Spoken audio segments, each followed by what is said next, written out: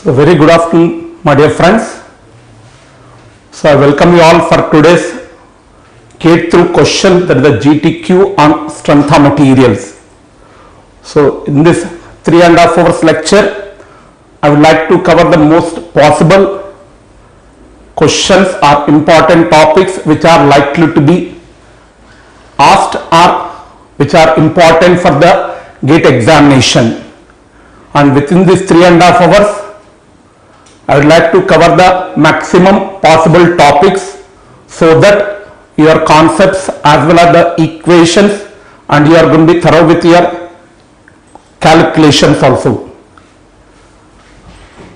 So the students who have attended my lectures, most of the question they can do it.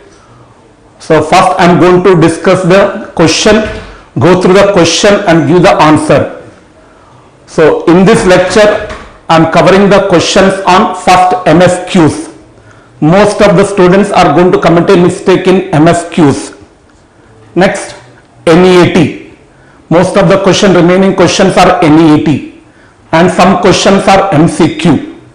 So I have taken all the three questions, MSQ, NEAT as well as MCQ. So Krishna Kant, good afternoon.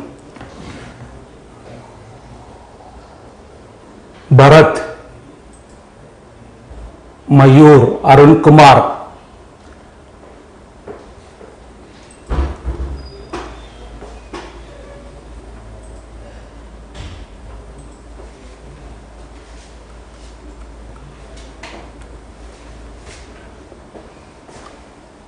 Uday Kiran, Deepak, Vaishali, Mishra, Muhammad Arif.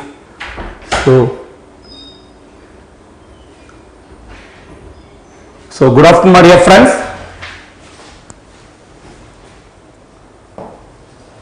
So I am going for the first question. First go through the question, try to give the answer, then I am also going to give the correct answer. You can check it now. My suggestion is, if your answer is match with my answer, then obviously your confidence level is going to be increased. One of the main ingredient for the success is the self-confidence. So first try from your end, and if your answer match with my answer, then your answer is correct, then obviously your confidence level is going to increase. By chance, if your answer is incorrect, don't be demotivated. This is a practice only. Try to learn from your mistakes. I will give the answer, and if your answer is not matched with my answer, please don't demotivated. Try to identify where you have committed a mistake, and that mistake you should not repeat it now. You should not repeat in the final examination now. So I'll come to the first question. This is from the thermal stress topic, MSQ. This question states that which of the following statements is or correct when thermal deformation of elastic member restricted in one direction. Which of the following statement is or means is obviously MSQ question are correct when thermal deformation of elastic member restricted in one direction. So thermal deformation restricted in one direction. Now 4 statements are given. Now you have to identify which is the correct answer for this now. Quick. All of you now.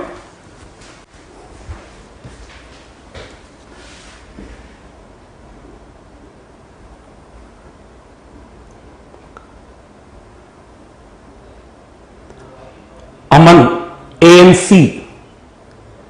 Comedy Q, BCD.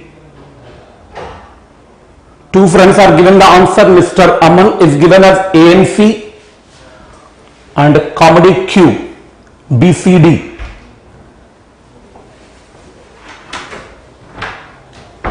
Any other friends now? I Rolex, AC. Ramamurthy Ja, BC. BCD, Priyansh Jha, BC, AC. Okay, so many friends are given the answer. Now I will come to my answer. Now, first statement is always correct. Thermal stress and thermal strain are always unlike in nature. When temperature increases, dimension will increase. Then thermal strain is a tensile, but reaction will act as a axial compressive load. So thermal stress is a compressive and thermal strain is a tensile. So thermal stress and thermal strain are always unlike in nature. So first statement is correct. Unlike in nature, they are opposite. When temperature increases, thermal strain is a tensile and thermal stress a compressive. Next statement, thermal stress and longular strain always like in nature. Thermal stress and longular strain are always like in nature.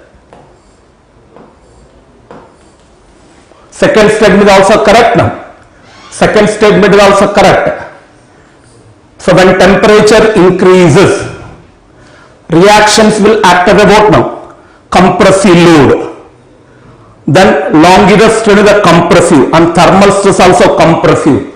So thermal stress and longular strains are always like in nature. Like in nature. So thermal stress nature always depend upon the longitudinal strain nature.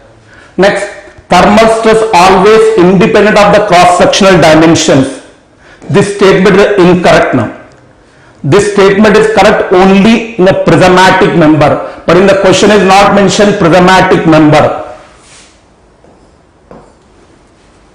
Most of the students state textbook they are mentioning thermal stress is independent of the cross-sectional dimension. That statement is correct only in case of prismatic member, but if a tapered bar is there, in that case thermal stress also depend upon the dimension. So C statement is correct only in case of prismatic member.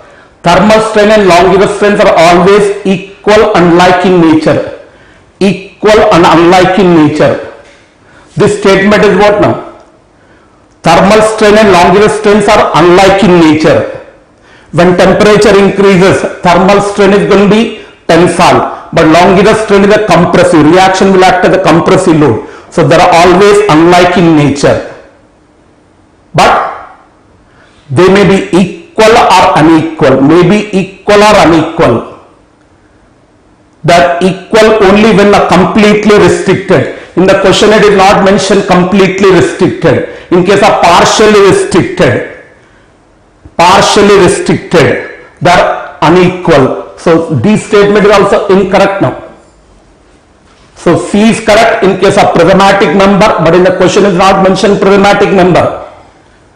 And D is correct, completely restricted deformation, but in the question is not mentioned completely restricted. So for this given question, answers are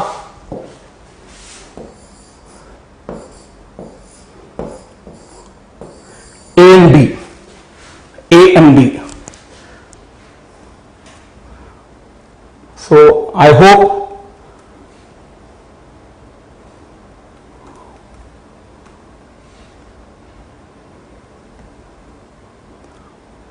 nobody has given the correct answer. Nobody has given the correct answer.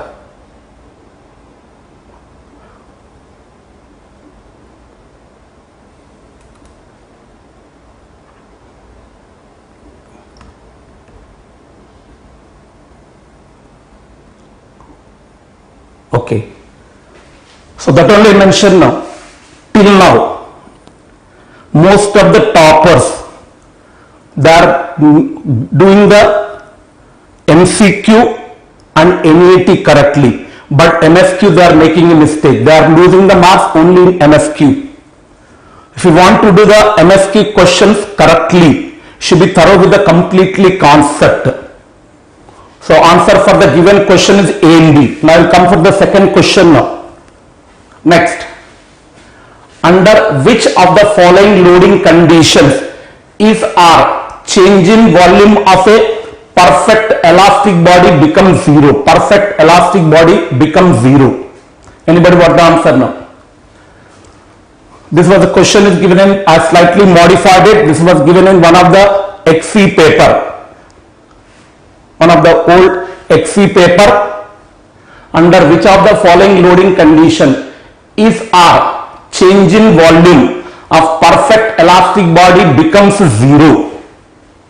4 conditions are given: pure axial loading, pure bending, pure torsion and hydrostatic pressure. So can you give the answer for this question now, quick?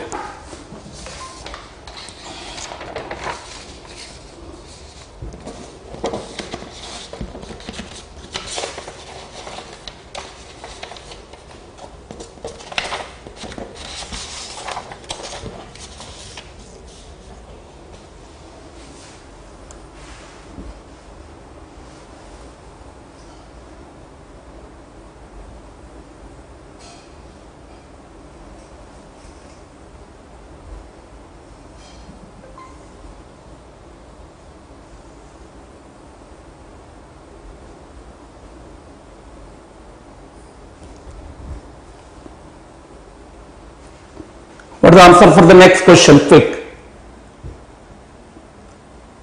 Umar Khan, C. A and C. A.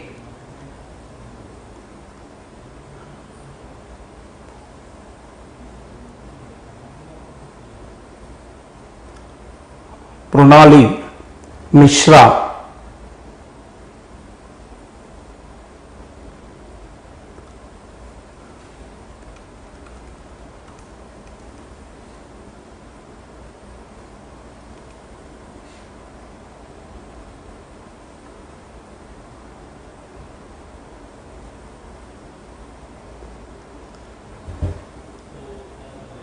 So for this question answer is C.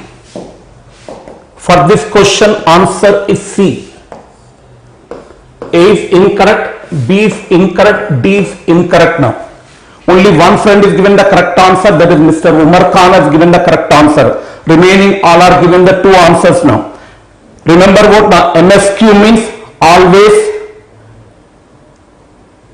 2 statements are, 1 may be correct or 2 may be correct or 3 may be correct or 4 may be correct. MSQ means some students are going for what now? More than 1 answer should be correct. 1 may be correct or 2 may be correct or 3 may be or 4 may be correct. If the change in volume should be 0, what the condition now? Change in volume should be 0. Either Poisson's ratio should be 0.5. But he has already mentioned perfect elastic body. Therefore, Poisson's ratio not 0.5. Then sigma x plus sigma y plus sigma z should be 0. Sigma x plus sigma y plus sigma z should be 0. So that is possible only in case of pure torsion.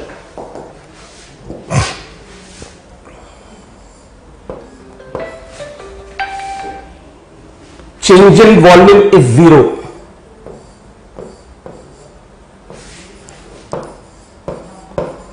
When either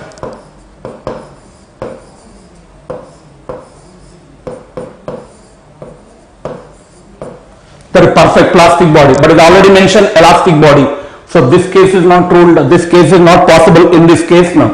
What the other now? R.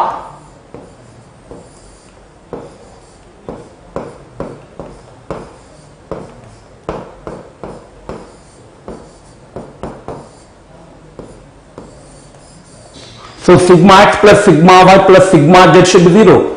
Pure axial loading. It is a uniaxial state of stress under pure axial loading.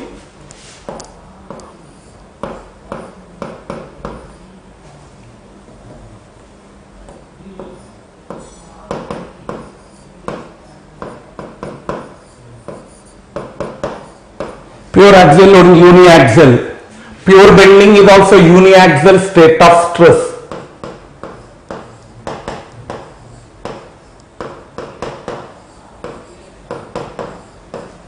What about the pure torsion? Or in place of this, and what you can write down now?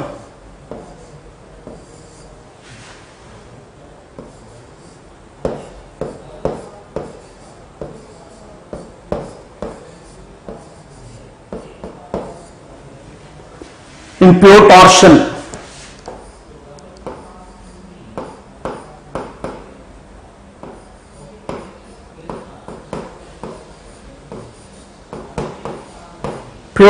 sigma x plus sigma y plus sigma z is going to be sigma x 0, sigma y 0, sigma z is also 0. Only tau xy is non-zero.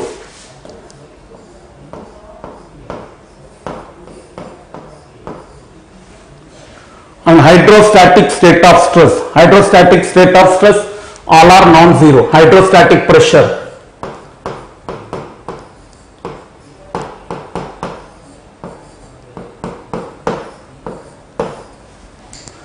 so the change in volume will be zero only in case of pure torsion.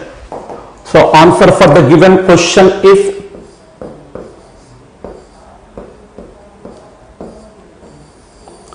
so in pure torsion only distortion will be there, but there is no change in volume. Under pure shear state of stress, that is when sigma x plus sigma y 0, there is no change in volume and only distortion will be there. The answer for the given question is going to be, answer is C.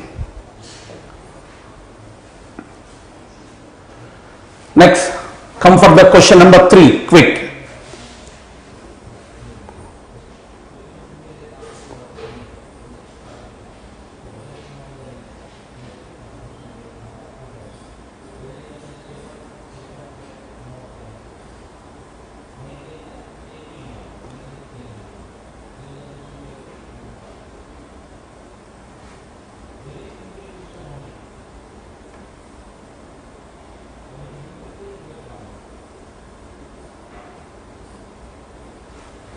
Now, this is the first case. So first question is what now? Restricted in one direction.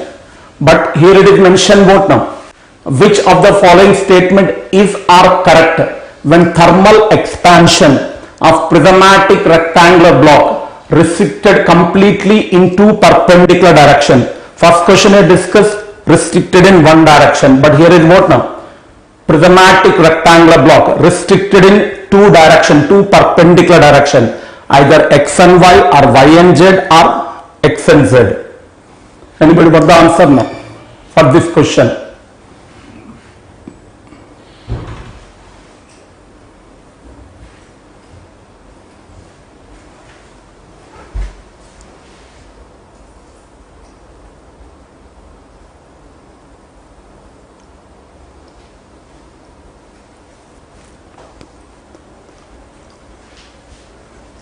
Anybody quick?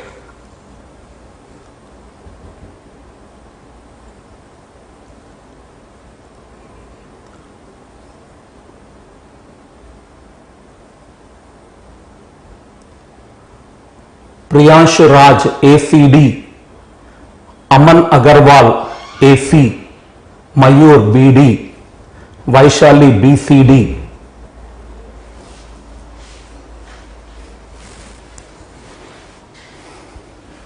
Quick. Be careful in the MSQ. MCQ only one answer is correct. In MSQ more than one answer may be correct now. So go through each and every statement thoroughly. Don't play a lottery game.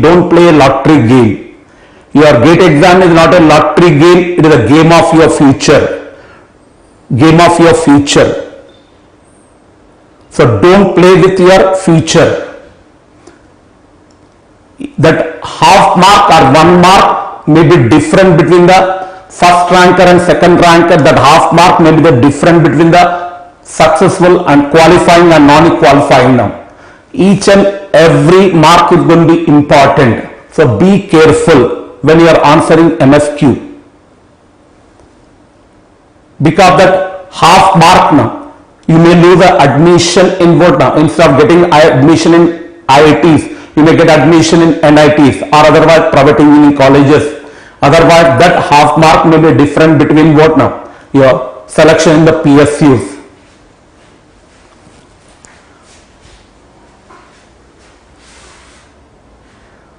So once again for this question, nobody has given the correct answer now. Only for second question, Mr. Oman Only one top friend is given now.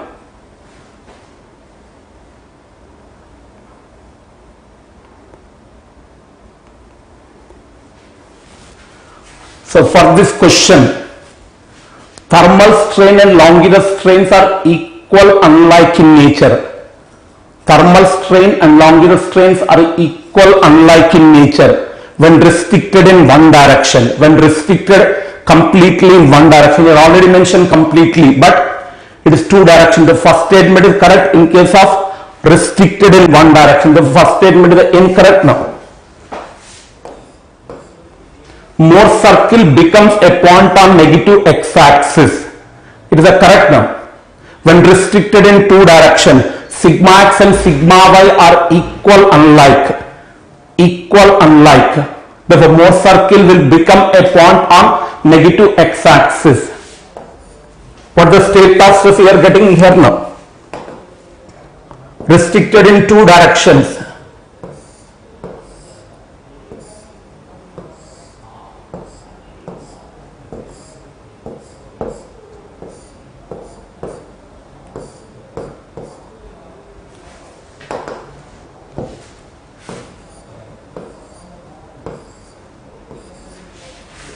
So this state of stress is what now? Similar to thin spherical pressure vessel under internal pressure, but they are tensile. But here is the compressive because temperature increases. So Mohr circle will become a point on negative x-axis.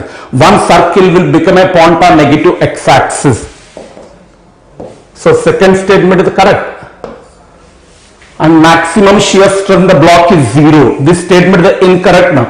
This statement is correct under hydrostatic state of stress. That hydrostatic state of stress is possible in case of hydrostatic state of stress possible when restricted in three directions. When restricted in three directions.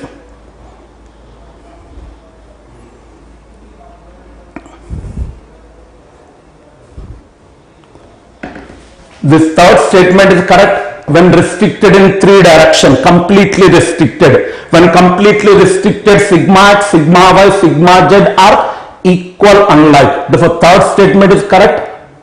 Under hydrostatic state of stress, all the three Mohr circle will become a point now. But here only one Mohr circle will become a point now. So here, so third statement is incorrect now. And thermal stress depend only on change in temperature and material properties. Thermal stress depend upon only change in temperature and material properties. These are correct now because already mentioned prismatic now. So this statement is correct. What the equation for thermal stress here now?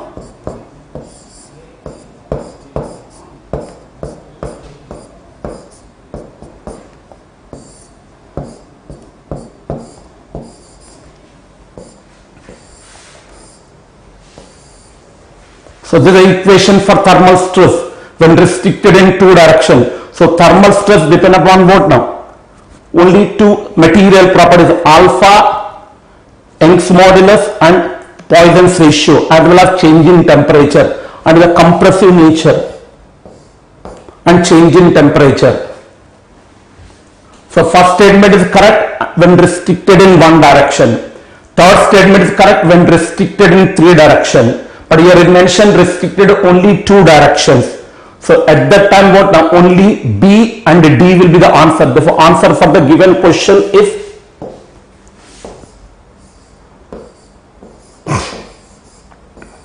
B and D.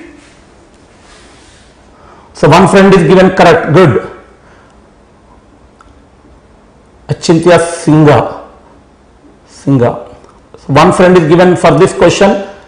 And Priyansh Raj is also given the correct answer. Two friends have given the correct answer B and D. Good.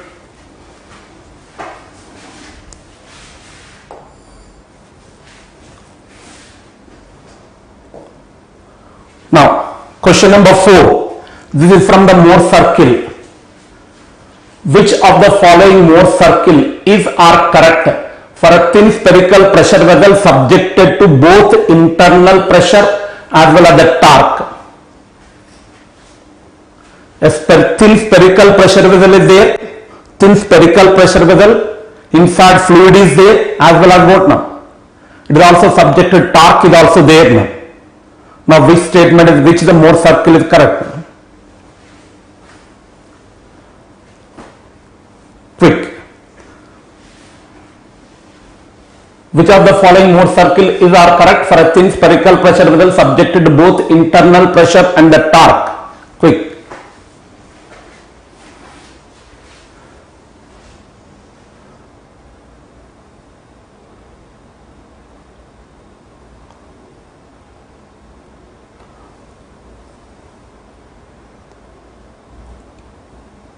It is not valid what a thermal stress is compressive when restricted in two directions now. When thermal expansion is restricted, Mr. Priyanshu Raj,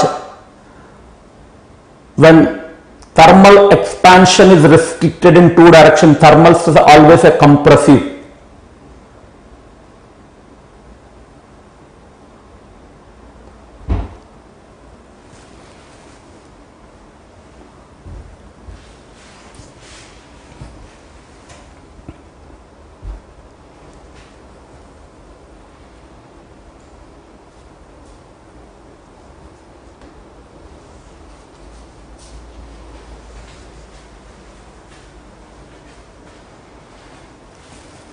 Anybody got the answer for this question now?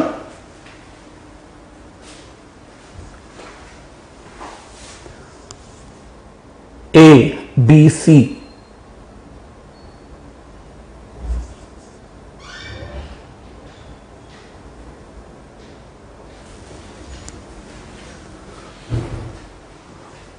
The friends who have attended my lectures, definitely they should answer the questions correctly.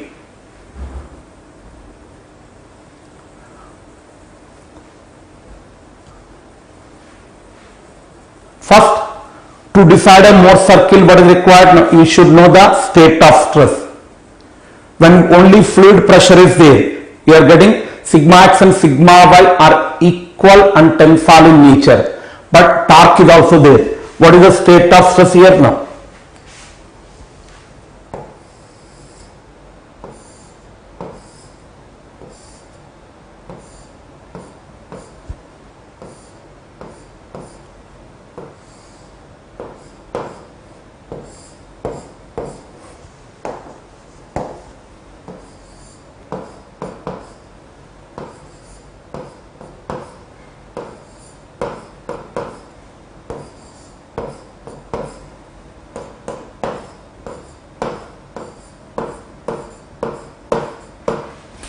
So this is about the state of stress when only fluid pressure is there. When only fluid pressure is there, this is a state of stress. Then answer is C. If the torque is not given, then option C is correct now. Mohr circle will become a point on positive x-axis, but your torque is also there. So C statement is correct when only pressure is now, when there is no torque now, but your torque is also there.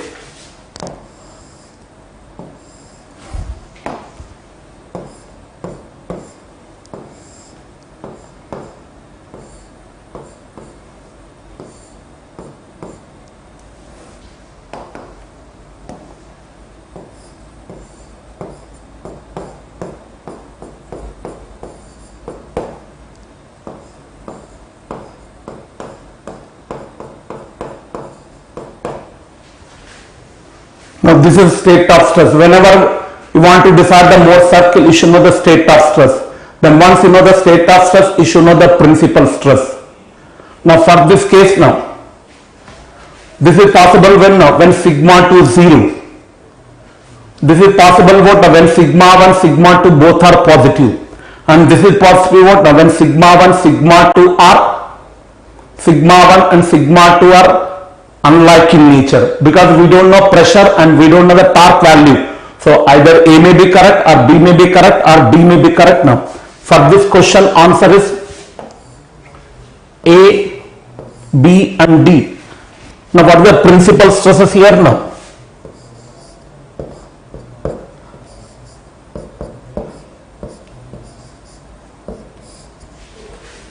One by 2 sigma x plus sigma y. plus or minus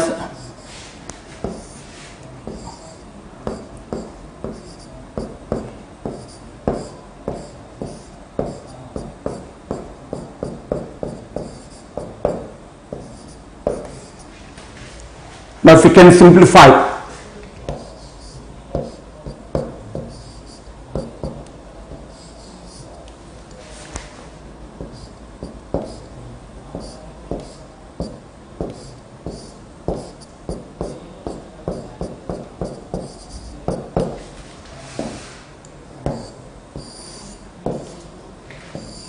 so these are the principal stress value for this case now. Now, suppose hoop stress and torsion shear stress are equal, then sigma 1 is non-zero, sigma 2 0. So this is possible when now? This is possible when hoop stress is equal to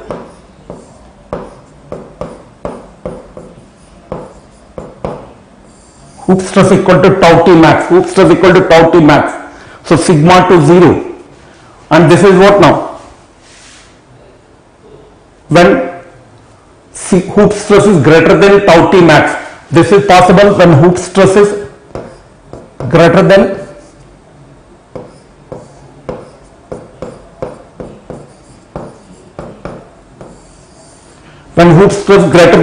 tau t max, then at that time what now? Sigma 1, sigma 2 both are positive.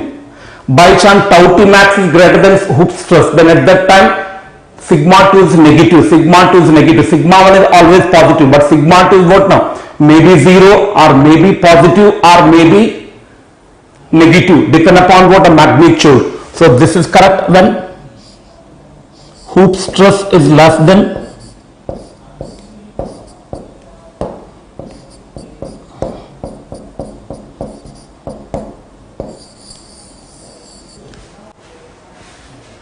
so since we don't know the magnitude, so A may be correct or B may be correct or D may be correct now, A, B, D.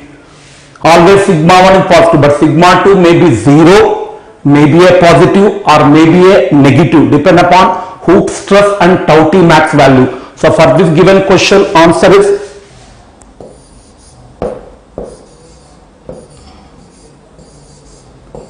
ABD.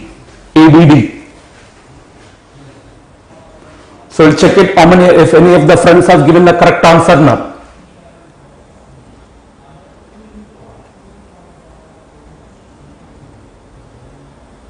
Mr. Arjun, Happy New Year sir. Can you please made one short video of form by covering only important topics and formulas.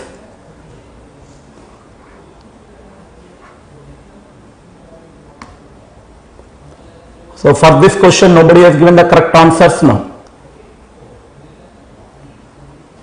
I am not telling what once again I am telling now.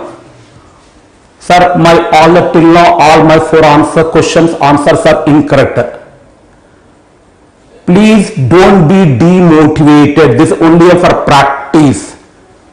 Only for practice. So try to identify why your answers are incorrect. Try to do the analysis of failure. Analysis of failure. What is the reason? Why my answer is incorrect now?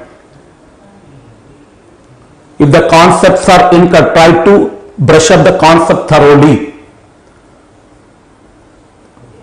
So most of the lectures are going to be concept oriented. The student who has attended my lectures either online or offline, they can do this questions correctly now. And one friend is asking, sir, can you make a video, one important video? Please go through the QRC, quick revision course of MEDIZ. I prepared the QRC total strength of material within 10 hours now.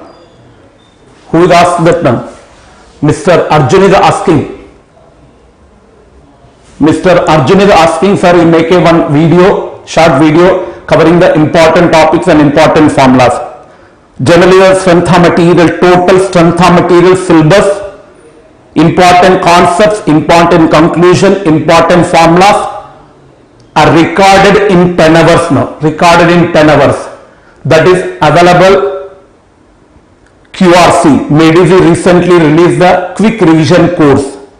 So it is very, very useful. That will be what now? Equal to my 30 years of experience is there now. Total strength of material I recorded in 10 hours. So many times I mentioned those are non-MEDIZ students now. Non-MEDIZ students who have not attended my lecture. So please try to go through QRC, quick revision course. Maybe that hardly they are charging, I don't know exact amount, 500 or 1000, I don't know, but that is very, very useful. Every year what most of the non-MEDIZ students, they are going to mention the same. Sir, your QRC helped me a lot in getting the success now. So based on the QRC, it is not only what now, useful for your GATE now, or every competitive examination is going to be useful. So please, if you are interested, please go through the QRC. Total strength until 10 hours is going to be there now.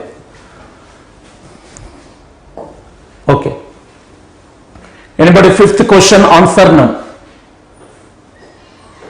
A simply supported beam is loaded with a UDL of intensity W, Newton per meter or entire span. Which of the following Mohr circle represent the state of stress on the inner fiber above the neutral axis of the cross section at mid span? A simply supported beam loaded with a UDL. Now I am asking which Mohr circle is correct? At the mid span, above the inner fiber, above the neutral axis. What is the answer now? A simply support beam loaded with a UDL of intensity W or its entire span. Which of the following Mohr circle represent the state of stress on the inner fiber above the neutral axis? But where now? At mid span is asking now.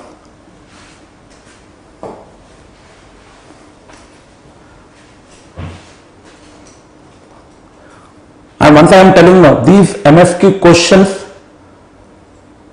given by the correctly by only a teacher who is perfect in that subject.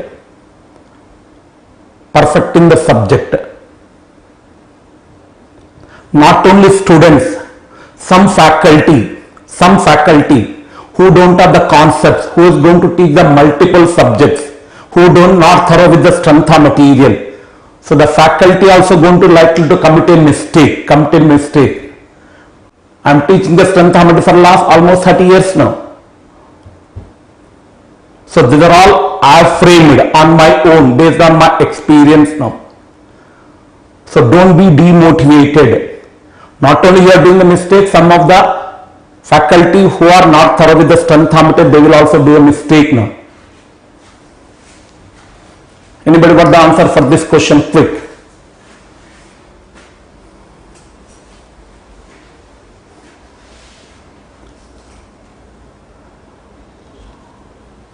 Jitendra Kumar, good evening sir, from 2014-15 batch.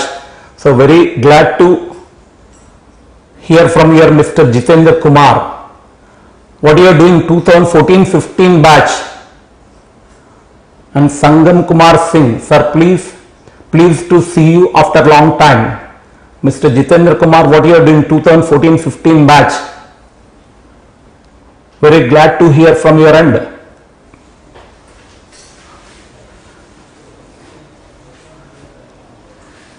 MSQ question को proper से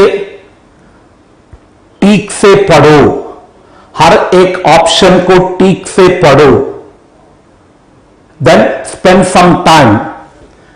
If you are not thorough, then definitely you are going to commit a mistake now. These MSQs are available only in the GATE examination now.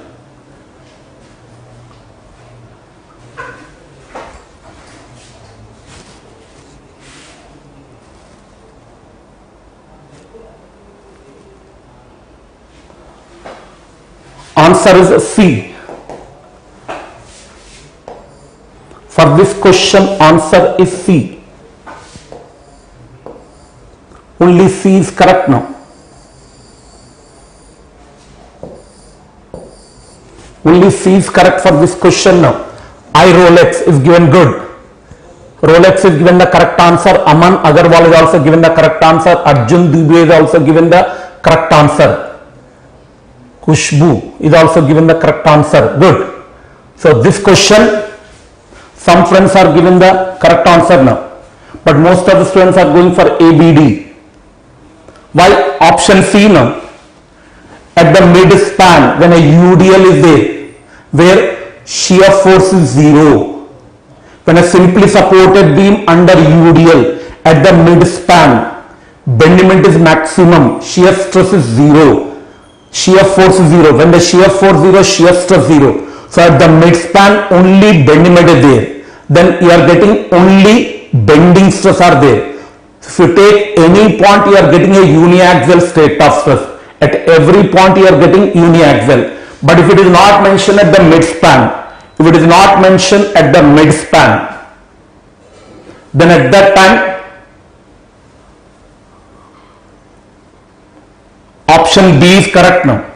If it is not mentioned mid span, some arbitrary cross section is given. Remaining all the cross section, both shear force and bendiment are going to be non-zero. Then you are getting at inner fiber, shear stress and bending stress both will be there. Then at that time, the Mohr circle is what? The unsymmetric about the origin.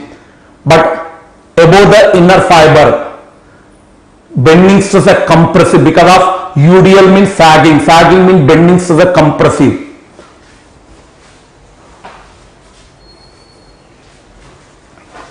The reason is at the mid span, shear force 0, bendiment is maximum.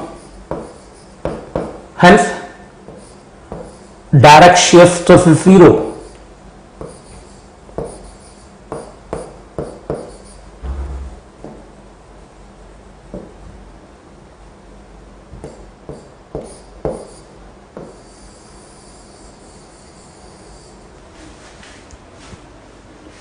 So you are getting a uniaxial state of stress at the mid span. At the mid span. So further I am not going into detail. So those is what I have given the reason, I have given the answer, I have given the reason also given now. So this will be the correct one now.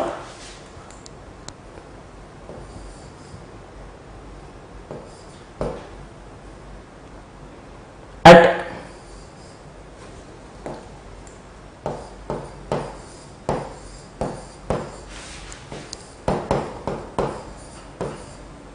inner fibers,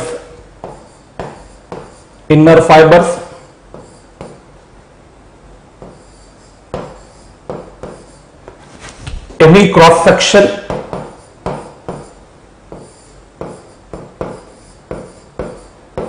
other than at mid span,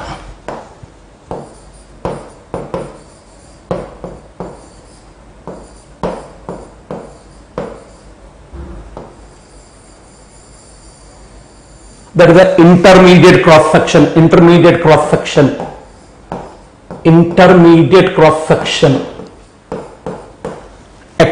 at the mid span, there both shear force and bendiment are non-zero. When both shear force and bendiment are non-zero, then both bending stress and shear stress will be there. But under UDL, it is mentioned above the neutral axis is what? A sagging means what now? Bending stress are compressive.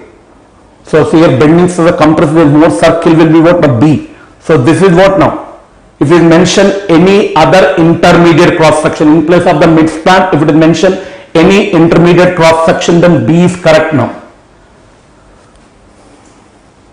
So small correction, okay, correct. Small correction is going to be there. Option D is correct now. Small correction, sorry. It is mentioned above the neutral axis. Above neutral axis, bending stress are compressive. This will be what now? This is what the below the neutral axis. Sorry, small correction. The answer is D. This is inner fibers,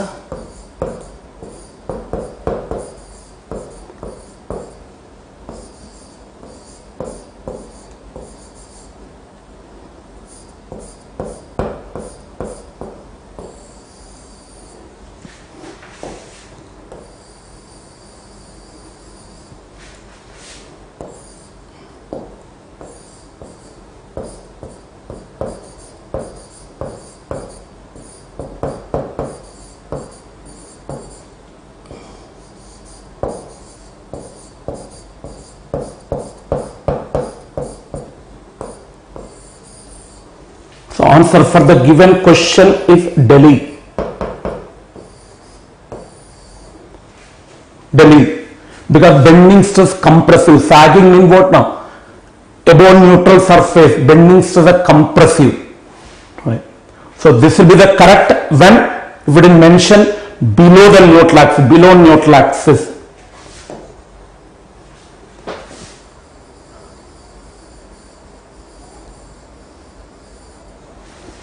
So small correction is required. Answer is Delhi for this question now. C will be correct if it is mentioned inner fibers above the neutral axis of the midspan. Inner fibers above the neutral axis of the midspan is mentioned. Then at that time option D is correct now. If it is mentioned inner fiber below the neutral axis of the midspan, then C is correct now. So answer is going to be Delhi. Small correction now. Okay, good. Okay, already given, modified it, Mr. Mayur. Okay, Dhananjay Rao. So small correction, I have already made it. Answer is Delhi. Answer is Delhi for this question now.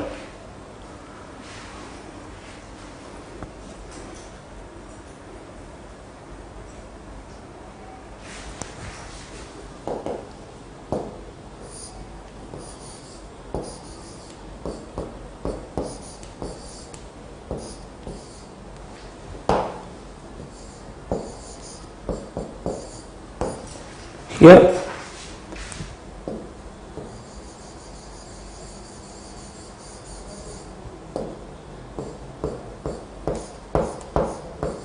positive, below neutral axis, positive, then C is correct now.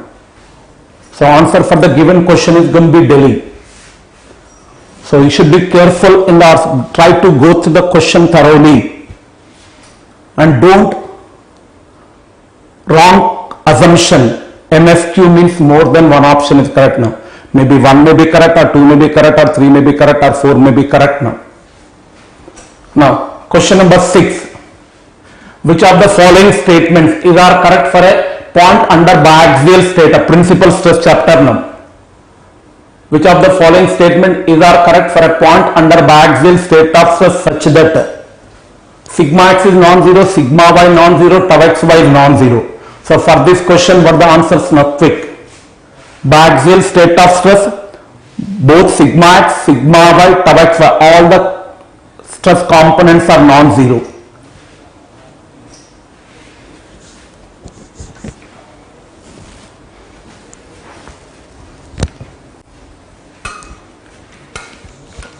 First statement is what is given. A Mohr circle never become tangential to y-axis.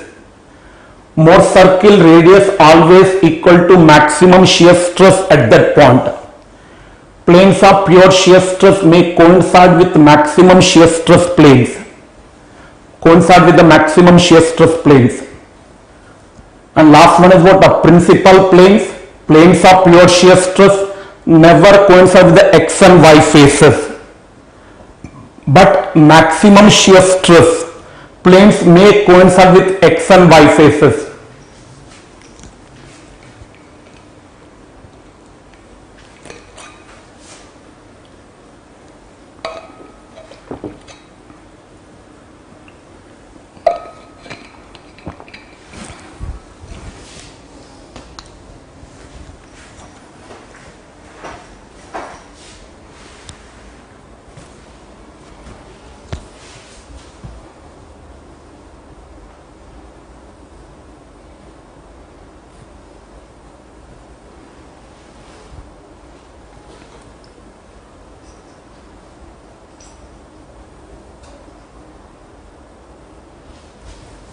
What's the answer now?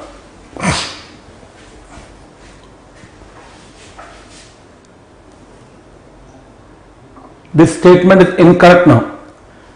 Even under biaxial state of stress, even under biaxial state of stress, that is a plane stress problem, sigma 2 may become 0. Sigma 2 may become 0 because we don't know numericals.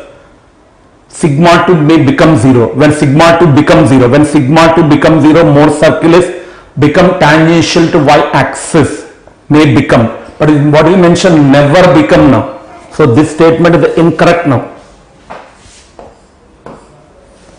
Mohr circle radius always equal to maximum shear stress at the point. Maximum shear stress at that point means absolute Tmax. So Mohr circle radius will give the absolute Tmax when sigma 1, sigma 2 are unlike in nature. So without knowing the magnitude, sigma 1, sigma 2, sigma 1, sigma 2 may be equal or may be unequal. So we don't know. So in that case, maybe like or unlike in nature, we don't know. So this is what now? It is also incorrect now. What is the meaning of this now? It is given radius is equal to absolute Tmax.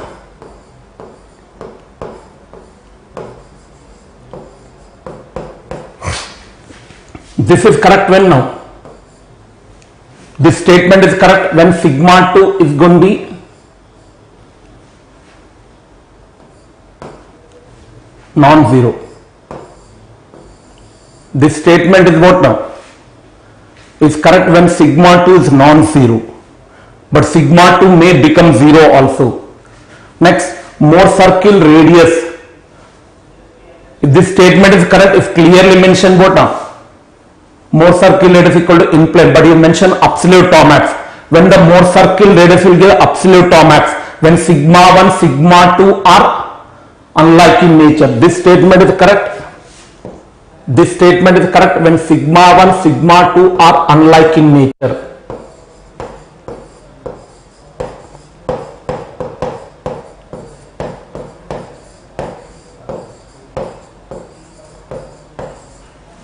But without knowing the magnitude, maybe they may be like, maybe unlike, we don't know. So these statements, planes of pure shear stress may coincide with maximum shear stress planes. Planes of pure shear stress will coincide with the maximum shear stress plane. This is possible. This statement is correct now. May is given now. This is possible when now? This is possible when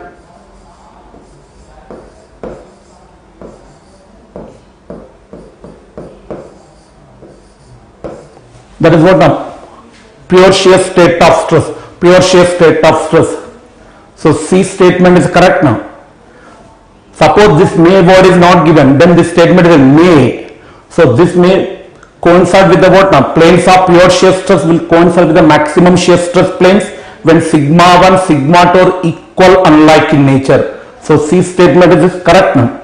And what about the last statement now? Principal planes never coincide with the X and Y phase, because shear stress is there now, and planes of pure shear stress never coincide with what now? X and Y phase. On pure shear stress plane, which one should be 0? Normal stress should be 0, but normal stress non-zero. But maximum shear stress plane may coincide with X and Y. So this statement is correct now.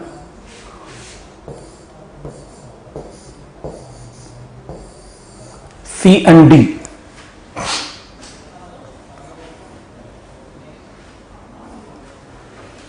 Principal plane always shear stress is 0 on X and Y phase.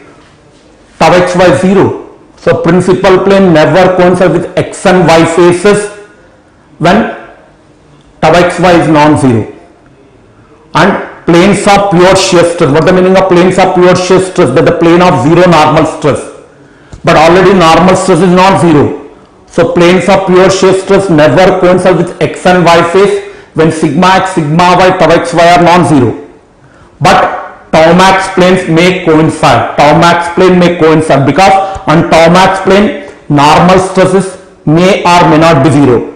May or may not, but shear stress is non-zero. No? Shear stress is non-zero. On tau max plane normal stress may or may not be 0, but shear stress is what now? Non-zero. So D statement is correct now. So answer for the given question is C and D. Okay, good. So for this question majority has given now Priyansh Raj, Arun Kumar, Comedy Q, Rolex, Rajiv Kumar. So for this question majority students has given the correct answer now. Good.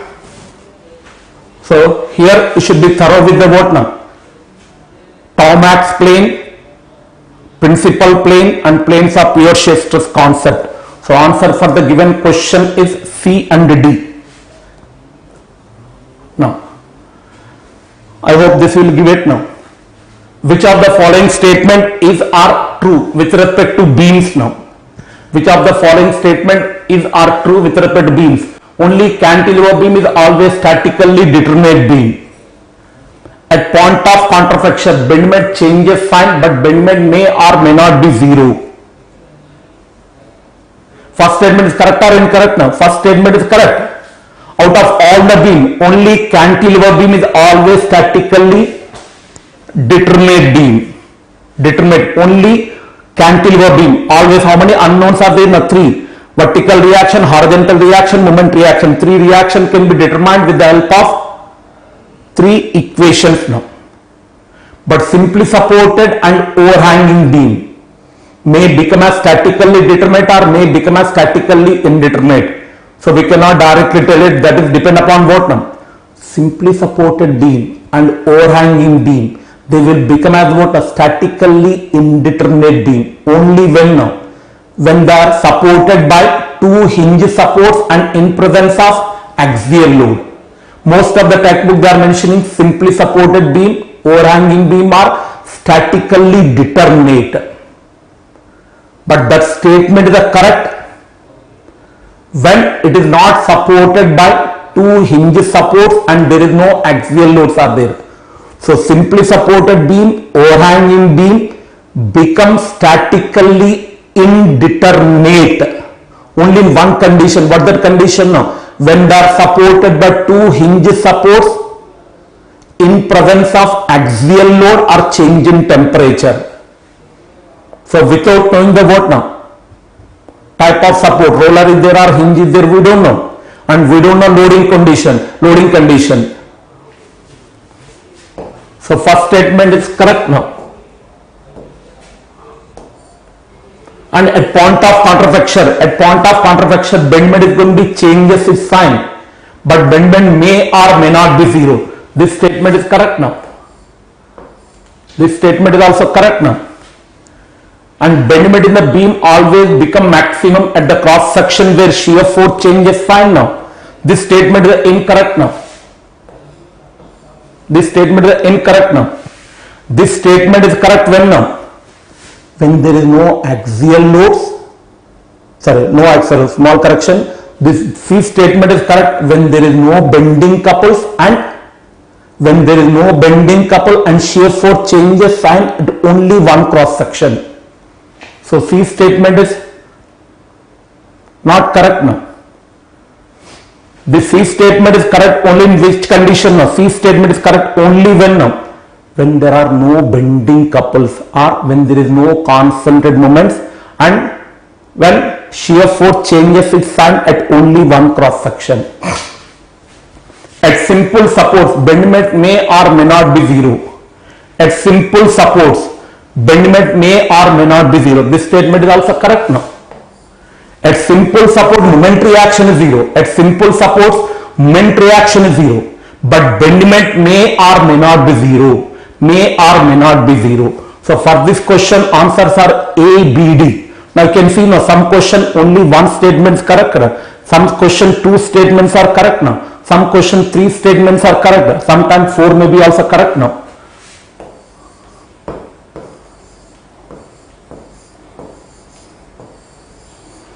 So this statement is correct.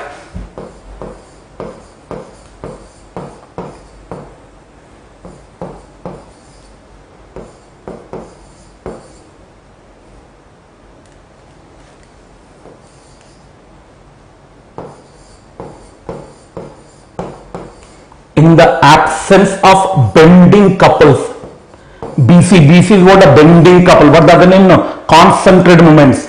In the absence of bending couples,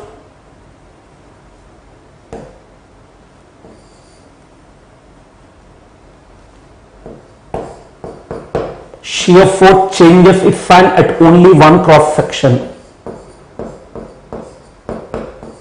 Changes its sign at only one cross section.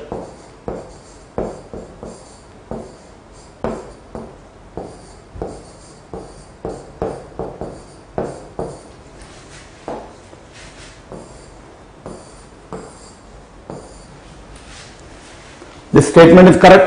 In the absence of bending couple, BC stands for bending couple, other than constant moment, shear force changes its hand only one cross. These are all I have given my standard strength of material conclusions, or otherwise, though they are going to the QRC is also available now. So this answer for the given question is ABD.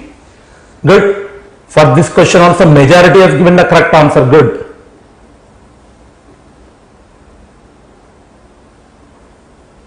Numerical questions also going to be there, my dear friend. These are the MSQ. Next we will come to the what now? MCQ and NEAT also will be there. Already mentioned starting I am covering all the questions. First I am covering the MSQ because of what the most of the students are committing mistake in MSQ. Then we come to the what now? NEAT as well as MCQ. Their numerical questions are going to be there. Now, can you give this answer now? Is a numerical now? MSQ only but numerical question. The state of stress at the critical location in a structure. Sigma xx is 420. Sigma y is 100. Sigma zz, tau yz, tau zx are 0. The yield stress of the material under uniaxial tension, that is SYT, is given now 400. Select the correct statement among the following. Then the structure is safe. First statement is what now? The structure is safe by both Tresca and Van Mises. That is what now? Both MSST, maximum shear stress theory, and distortion energy theory. Second statement is what? The structure is safe by Tresca theory but unsafe by Van Mises theory. Next, structure is unsafe by Tresca but safe by using Van Mises. The structure is unsafe by both now. So sigma x is given, sigma y is given, tau x y 0. Now is asking what now? Now for this given condition, SYT is also given 200, SYT is given 200. Now this structure is safe. Whether it is safe with respect to MSST or MDT or both are what that you have to decide it now. So what is required now? First you have to calculate the principal stresses now. Directly principal stresses are 100 and 420 because there is no shear stress.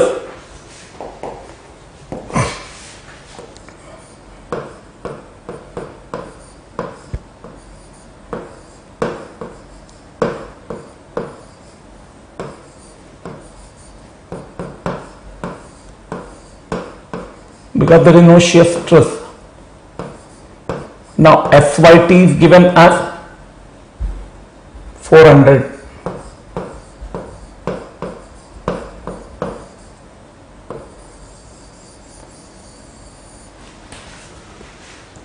Now how to check it safe or unsafe now? As per maximum shear stress theory, what the other name for maximum shear stress theory now? Tresca theory. As per the Tresca theory, when the failure will occur now?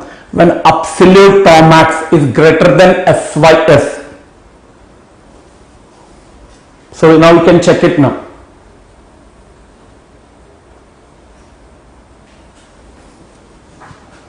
What the answer for this question? Good, quick.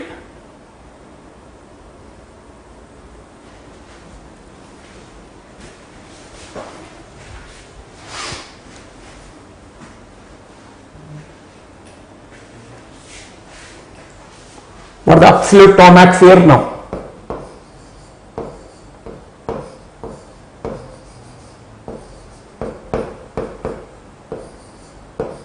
Sigma 1 by 2.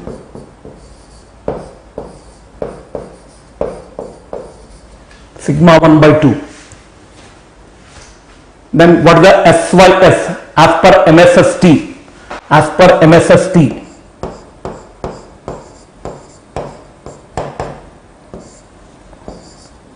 SYS is SYT by 2.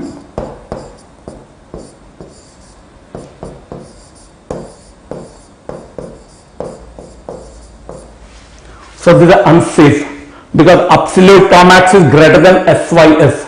So the unsafe with respect to MSST.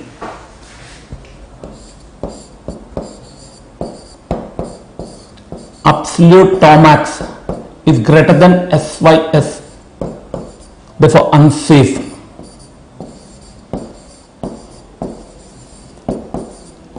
unsafe with respect to MSST. Similarly, you can go for MDET. For the MDET equation now.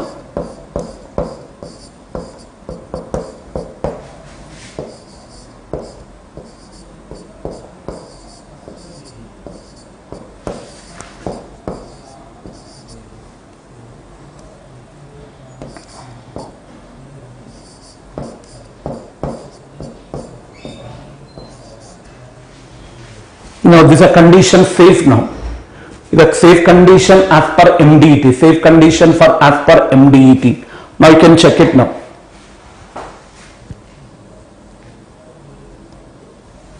Calculate this value, you can check it now.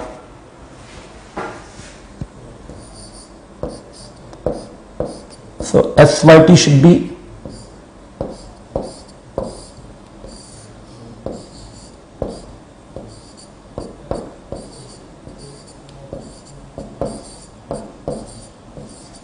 is a safe condition. What the SYT is given now? 400. Now can calculate this value now. Square root of sigma 1 square plus sigma 2 square. Check it. This value you are getting 380.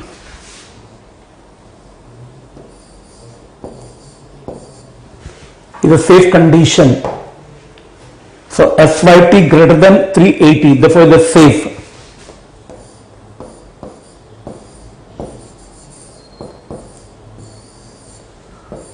So the structure is safe as per MDET, unsafe with respect to MSST. So the answer is what now? The structure is unsafe by Tresca, but safe by using Van Mises.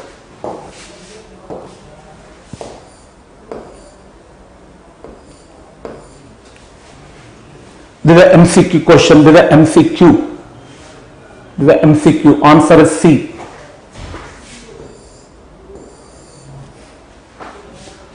Okay, good.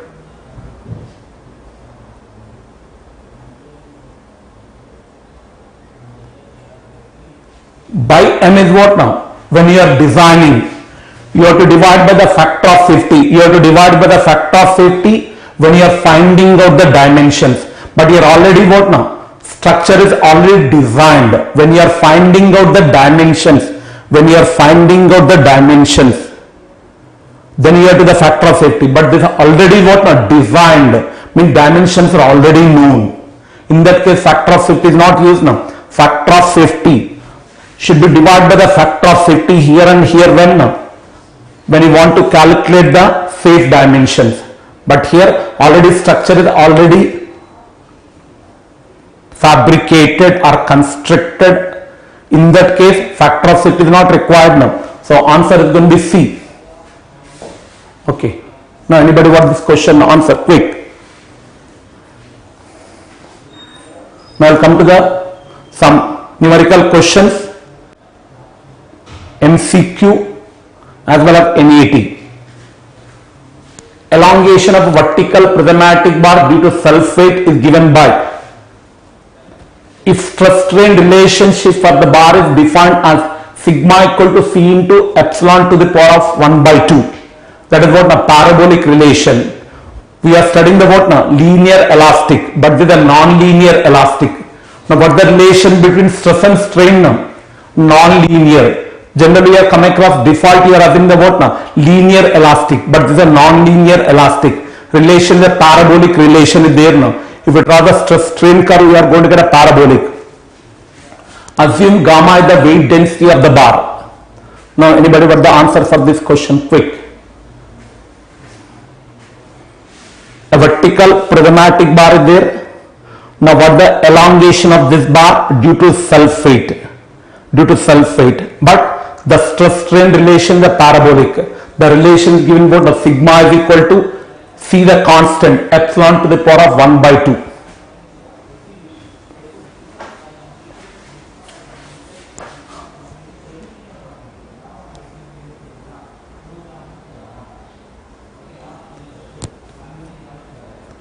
So in MSST can we use sigma 1 should be less than, that also you can, by n is not required, by n is not required, you should not use the by n. Factor of safety should be considered only when factor of safety should be considered only when you want to find out the dimensions.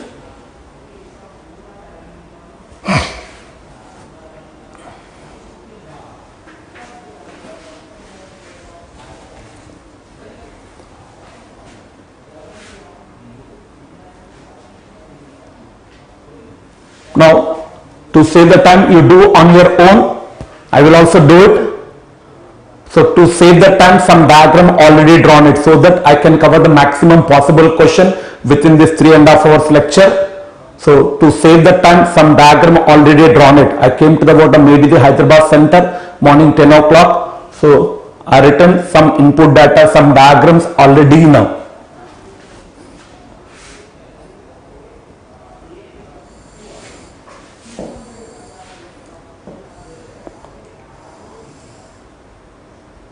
Now, so this is what now vertical prismatic bar.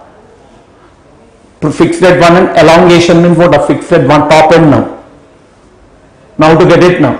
How to get the elongation? You have to take a small strip. You have to take a small strip because of what now? Self-weight, what the axial load varies cross section to cross section.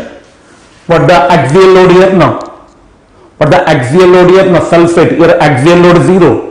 So from cross section to cross section, axial load is changing. So directly we cannot use PL by AE. PL by AE is valid when the change in length equal to PL by AE is valid. Prismatic made of same material under pure axial loading. But the prismatic same material is not a pure axial loading because axial load is varying from cross section to cross section. So we cannot use the directly PL by AE. So then what you have to do it now? Find out the change in length of the strip. Find out the change in length of the strip. Then you have to integrate it. So I have taken about now arbitrary cross section XX at a distance of y from the bottom, and what the length of the strip dy. What the length of the strip is dy. Now write down the change in length of this strip, then you can do the integration.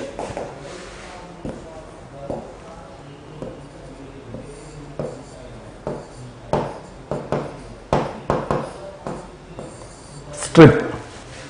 Now what the weight of this portion now? What the weight of this portion now? What the weight of this blue color portion now?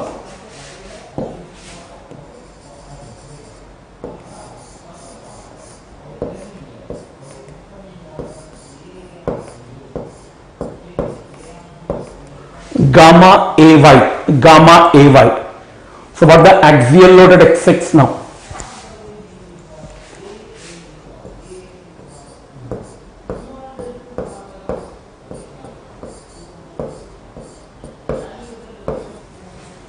Now what the axial stress here? Now what the stress at XX now?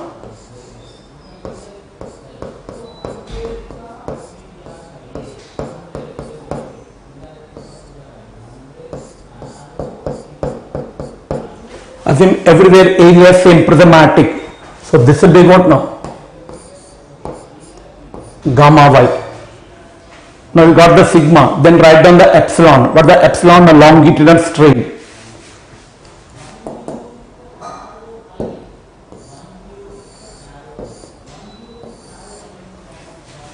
Then write down the epsilon XX.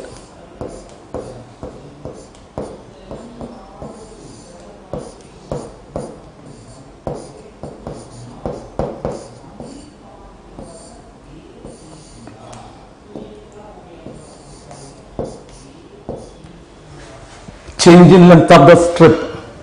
For the original length now dy.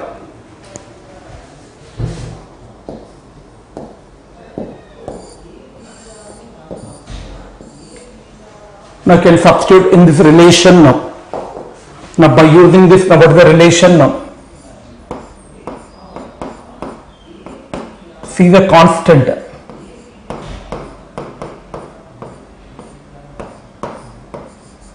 Now I can substitute it. What the sigma XX, you got it now?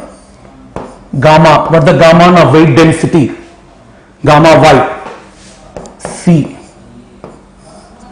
What the epsilon XX now? Change in length of the small strip.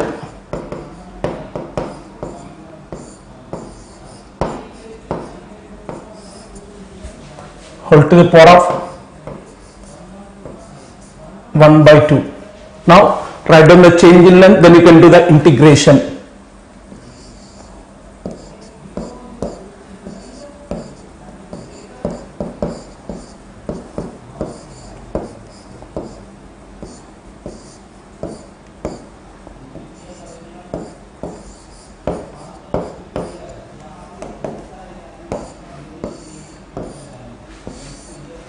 Now you can do the integration. How to get the change in length of the bar now?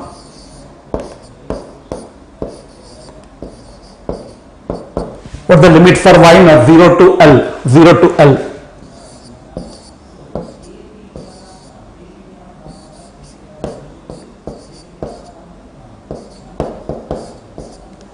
Now you can do the integration now.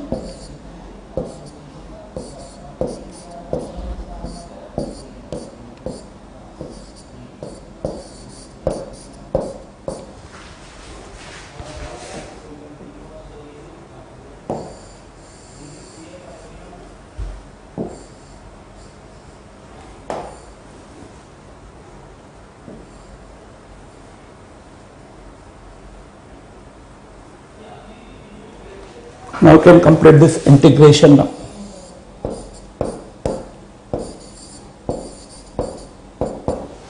Gamma square by c square, y integration what? Y square by 3, that is what?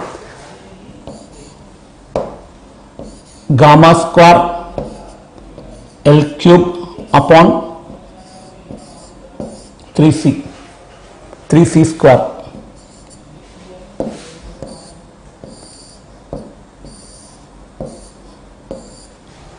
Gamma square L cube upon 3c square. Therefore answer is going to be Bombay. Answer is Bombay.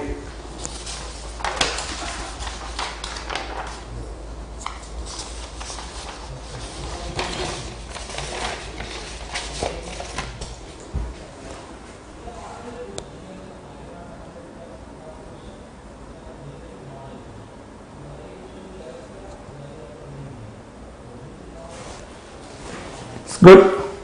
Some friends have already given the correct answer. Rajiv Kumar, Priyansh Raj, Dhananjay, Vaishali, they are all given the correct answer. Good. So answer is going to be Bombay. But default strength of material they are given the what now? Linear elastic. But this is a non-linear elastic member. So I will show the total. Question number 9. Answer is going to be Bombay. So we'll come for the question number 10. This was given in the recent what, maybe 2 years back. It was given in the XC paper now. XC paper. A cylinder made of rubber. This is a cylinder made of rubber. Sorry, this is cylinder. This cylinder is made of rubber of length L. The length of the cylinder is what now? L. Diameter is D. Is inserted in a rigid container. This is a rigid container. Rigid body. A elastic cylindrical rubber bar now. A cylinder which is made of rubber which is inserted in a rigid container as shown in the figure. The rubber cylinder fits snugly in the rigid container. There is no wall friction, there is no friction between the cylinder and the rigid container. The modulus of elasticity of rubber is E. Poisson's ratio nu. Generally you are in the Poisson mu. Nu is given now. The cylinder is subjected to uniform pressure P. The cylinder is subjected to uniform pressure in the figure. The resulting axial strain in z direction. This direction is what now? Longitude axis is given as the z axis. The notation is given now. Longitude axis, z axis, x and y. So for my notation, generally I am in the Poisson's ratio by mu, but here is given as a mu. So I am doing the calculation by using the mu. So I am assuming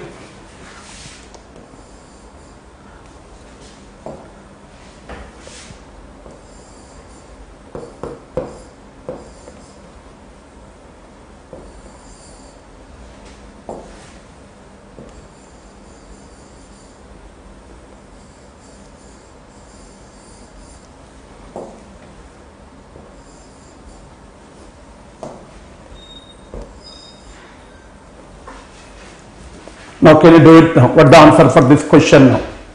So though we are already practiced the what previous year questions, for strength of material more variety of questions are available. So much of question bank is available. You can go through the what gate mechanical, gate civil, gate production, gate XC, engineering service of mechanical and civil service. So many papers are available now. No subject will have so much of question bank. So but this question I taken directly from the recent what now XC paper. Though we are already practiced the XC paper, they can do it now.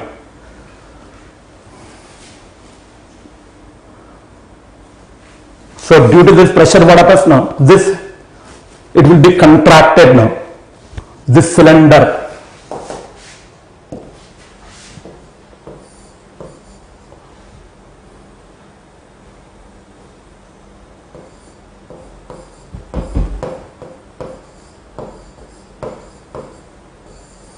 Cylinder. This is container, rigid container.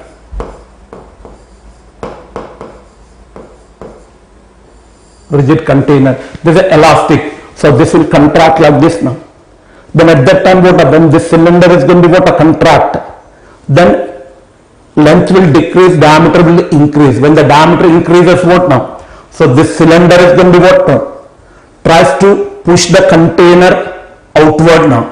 Then the cylinder, the container will offer a reaction. Container will offer a reaction.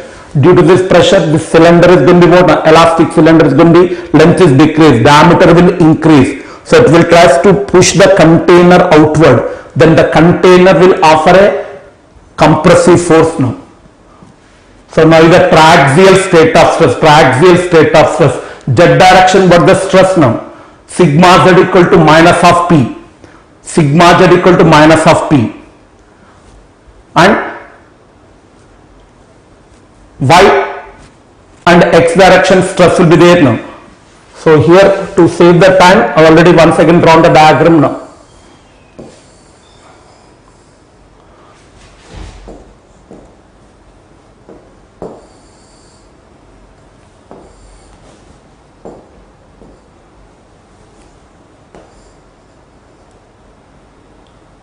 This is the state of stress now.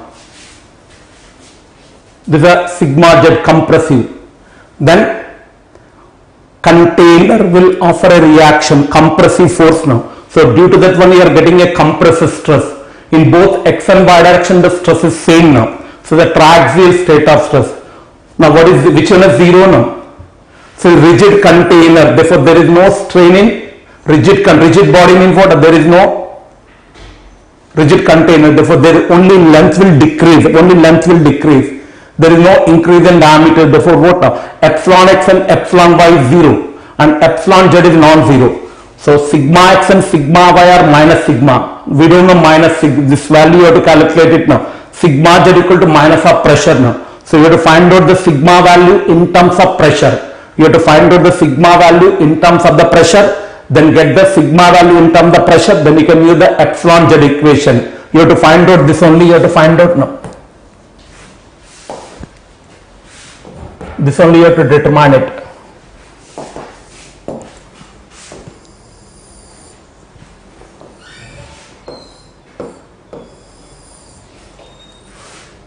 Now, by using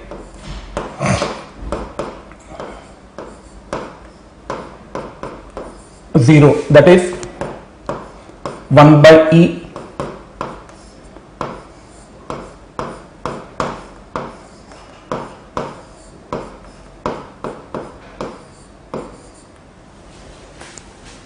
if that rigid container is not there, then diameter will increase. Then the strain in both x and y direction is non-zero because of that rigid container. So change in diameter is not permitted. Change in diameter is not permitted. Only change in length is permitted. Now you can substitute it now. What the sigma x now? Minus sigma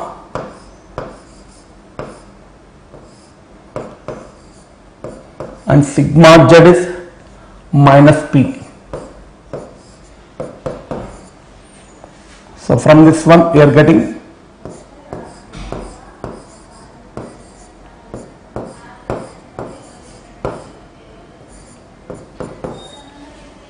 So from this one you can get the sigma value.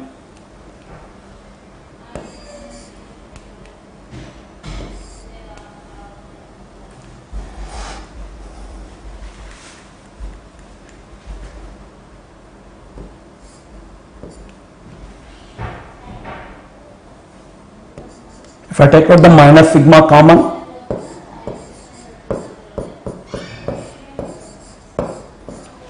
then we are getting sigma is equal to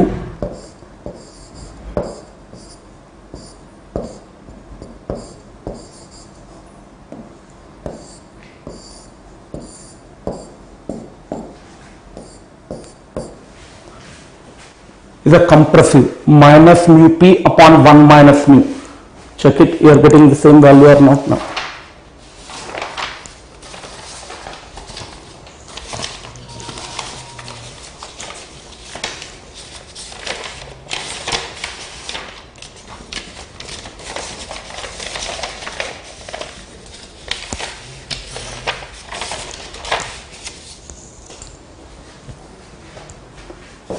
Now you can substitute in what now you can simplify the what now. Now you can calculate the epsilon x. So not epsilon x, sorry, epsilon z. Epsilon z is equal to 1 by z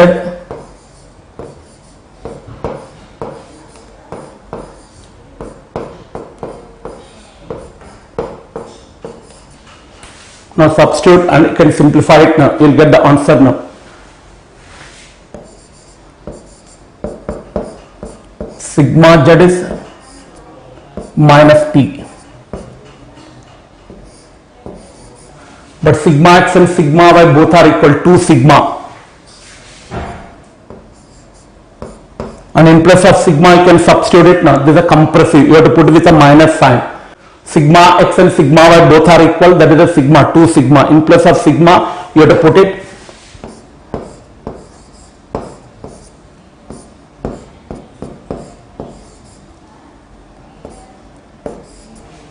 now. Simplify, you will get the answer now. Now further simplification I am not doing, so you can complete the simplification. Then you are getting this will be minus p by e 1 plus mu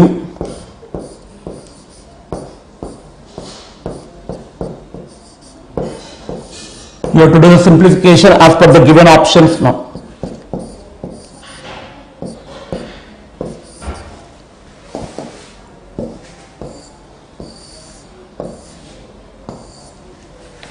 Most of them are going to make a mistake, they are going to take the positive value now. Sorry, you are getting a positive. Why you are getting a positive? Already you have taken compressive, you have taken now. Already you have taken sigma x and sigma y are minus sigma. Since you already taken minus, I am getting a positive, therefore this is a compressive. So you have to put with a minus sign. If you don't put this minus mu p by 1 minus mu, you are not going to get the correct answer now. So substituting with a proper sign is important. So if you can further simplify, you are getting epsilon z is equal to minus p by e multiplied by 1 plus mu 1 minus mu upon 1 minus mu. So then you can check the answer is going to be C is correct now. Answer C is correct now.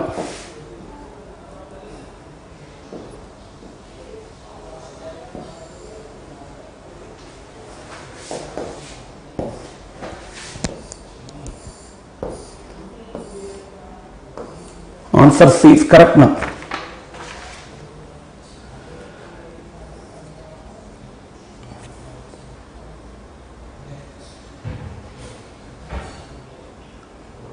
So Aman Agarwal and Vande Matharam, comedy Q, Rolex is given the correct answer now. C the correct answer.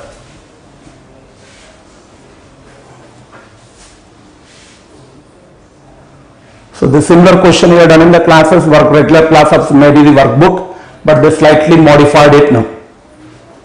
So substitution, all the values with a proper sign is very, very important. If you don't substitute with a proper sign, you are going to get the incorrect answer now. So answer is going to be C. This C is what a compressive. That's why you have to put that with a minus sign. Now can you come to the question number 11 quick. Question number 11. So for already done previously one, elongation due to sulfate, but there it is a non-linear elastic, but this is what the default elastic. Elongation of the off is missing.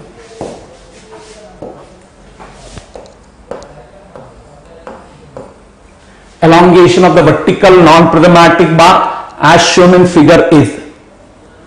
So this is a bar non-prismatic. Half of the portion is cylindrical bar, half of the portion is a conical bar. For this one, it is made of same material. Weight density is what? The gamma. Weight density is gamma, and obviously E the Young's modulus. A vertical bar. Previously, what have we done it? What now? Prismatic bar. Vertical prismatic bar, but that is a what now? Non-linear elastic, but default is a linear elastic. Half of the portion cylindrical bar, half of the portion conical bar. But both the bar, which one is same now? Length is same, diameter is same, diameter is same. Next, material is same. Now you have to find out the change in length now. So whenever the change in length is asked, you can use the superposition. Superposition principle can be used right now. This can be taken as about the bars in series now.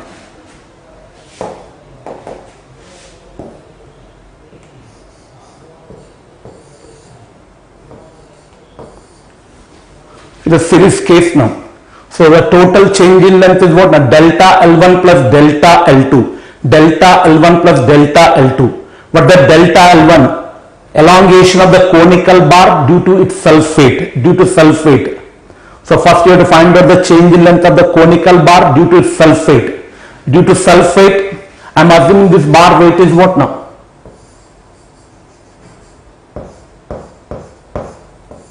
Conical bar weight, I am assuming the W. Then automatically cylindrical bar weight is what now? 3W. 3W. So the first bar, we are getting only elongation due to sulfate. But what about the cylindrical bar? There are two deformation. One is due to sulfate 3W. Other one is what now? Elongation due to weight of the conical bar. So here you are getting two elongation. One is due to sulfate, one is due to pure axial load. The weight of the conical bar will become as a what now? Weight of the conical bar will become as a pure axial load for the cylindrical bar. So in the cylindrical bar, there are two deformation. One is due to sulfate, one is due to pure axial load. Which one is acting as a pure axial load? Weight of the conical bar. And in the conical bar, only it's due to elongation. Total how many deformations are there now? Two deformation due to their sulfate, and one is what? Due to pure axial load. So once again, to save the time, I have already drawn the diagram now. Free body diagram already drawn it.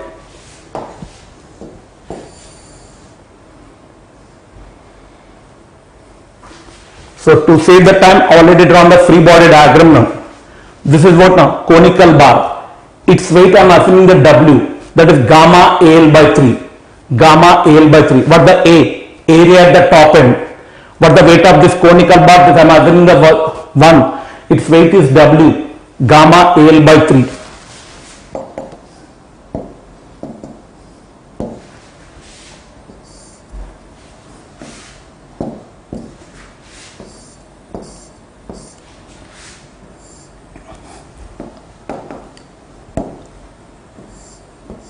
This area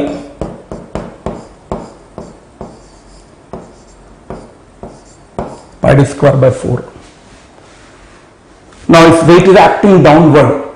Now this is equilibrium. This conical bar is supported by the cylindrical bar. So when the weight is acting downward, so for this conical bar, this cylindrical bar will become as a support now. This is supported by the cylindrical bar. So this is a reaction provided by the, what this pink color upward now? This is a reaction provided by the cylindrical bar. So this is reaction provided by the cylindrical bar. But the reaction equal to action, but this is not W. So what this R2 now? Reaction provided by the cylindrical bar. So in this one only sulfate is there. So what the elongation due to sulfate? Elongation due to sulfate is what now? WL upon 2AE. WL upon 2AE. W is the weight now. Next, this is a reaction. And what about this yellow color one now? Action. So this is action.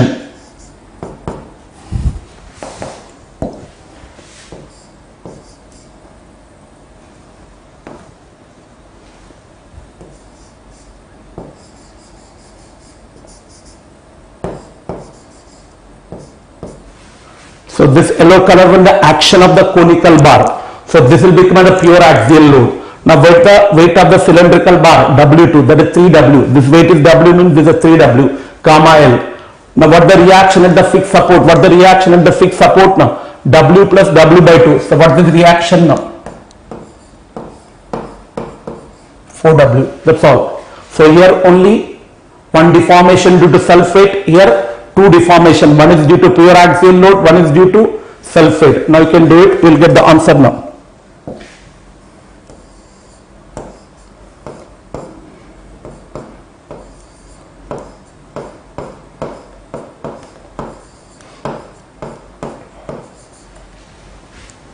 So here only self weight.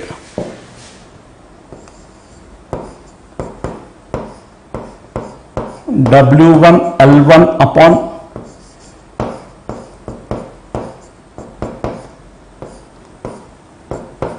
second bar, there are two loads are there. Self weight is there, pure axial load is there.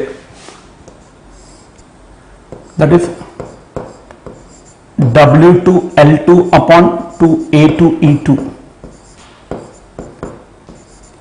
plus pure axial load. Due to pure axial load, what the elongation of PL by AE. Now you can substitute, you will get the answer now. What the weight of this now? W. Length is L, 2AE. What the weight of the second bar now? 3W. Length is L, 2AE. Next, which one is acting as pure axial load? The weight of this conical bar will become the pure axial. Therefore, in place of P2, what should I put it now? W. WL upon AE.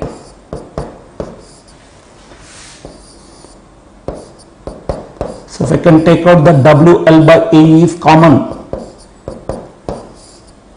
1 by 2 plus 1. So you are getting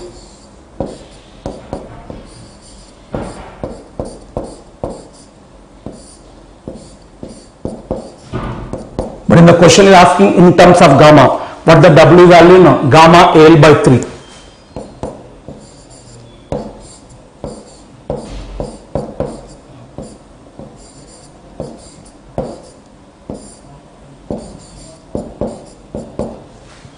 Then you are getting this value will be gamma L square upon E. Gamma L square upon E. So the answer for the given question is going to be C.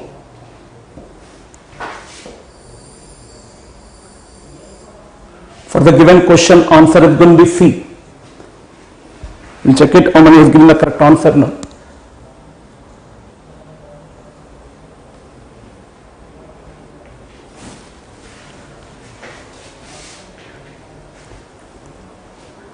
Weight volume of a cylinder is 3 times the volume of a conical bar. What the volume of a conical bar? Who is asking this doubt now? 007 JB. Sir, how you are getting 3W? Volume of a cylinder is 3 times the volume of a cone. What the volume of a cylinder? Pi r square h. Pi r square h. What the volume of a conical bar? 1 by 3 pi r square h. The volume of a conical bar is 1/3 of the volume of a cylindrical bar. Since the volume is what now? The volume of this cylindrical bar is what? 3 times the volume of the conical bar. Since the volume is 3 times, because material is same, then automatically what now? Weight is what? 3W. Otherwise, if you can call this a W, then you can call the W by 3. W by 3. Since I have taken the weight of the conical bar is W, weight of the cylindrical bar will be 3W. So answer is what now? C. Some friends has got the B. Okay, good. This question is what one of the made the OTS, made the online test series now. But in the generally in the textbooks they used to give the what now 2 cylindrical bar. In the class I done it what a 2 cylindrical bar, stepped bar. Stepped cylindrical bar is going to be there in the textbooks now.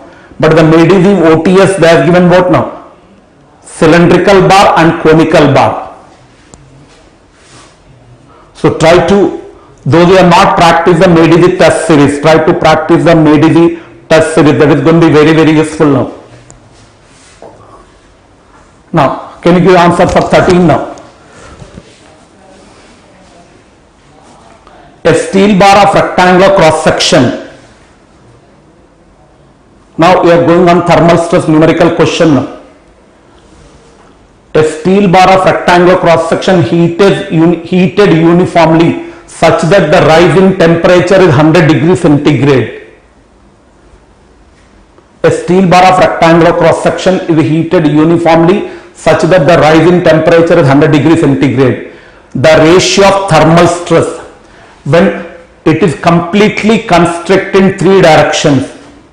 Now you have to find out the ratio.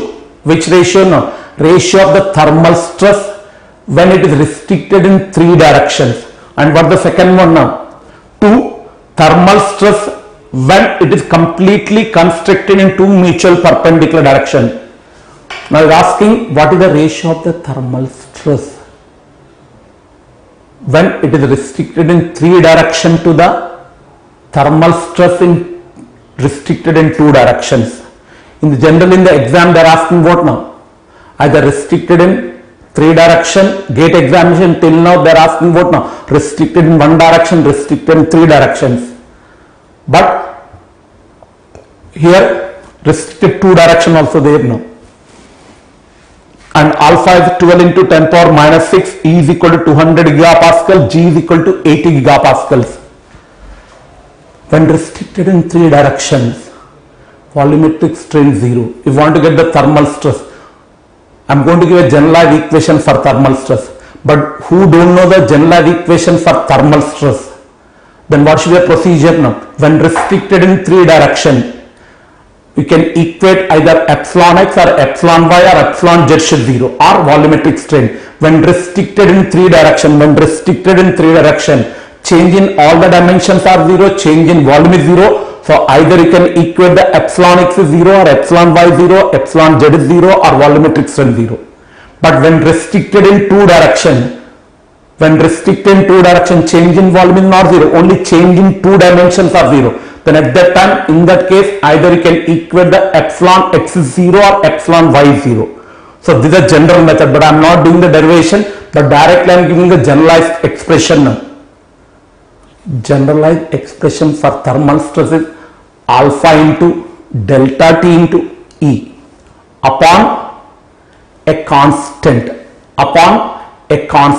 What that constant value now? That constant I am taking as a beta. So generalized expression for thermal stress is alpha into delta T into E upon your beta. What the beta? When restricted in 1 direction is 1.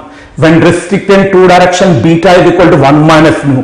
When restricted in 3 direction, beta is equal to 1 minus 2 mu.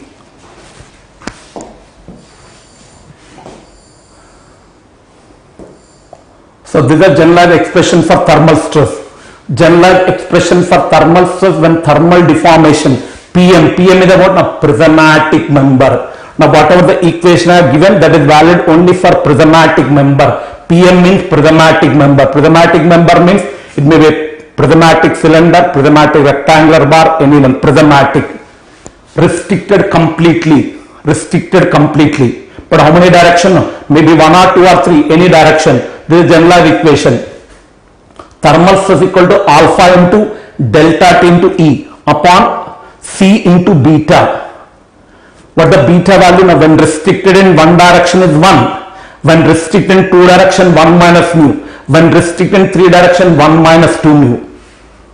This is valid when restricted in only 1 direction. This is restricted in 2 direction. This is restricted in 3 direction.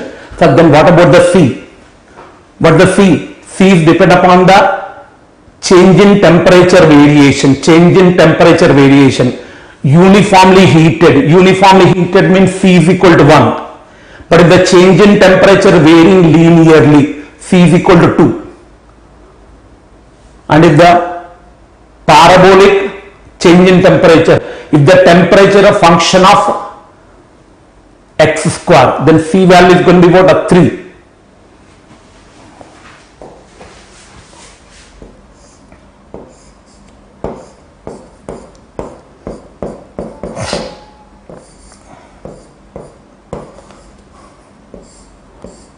Then C is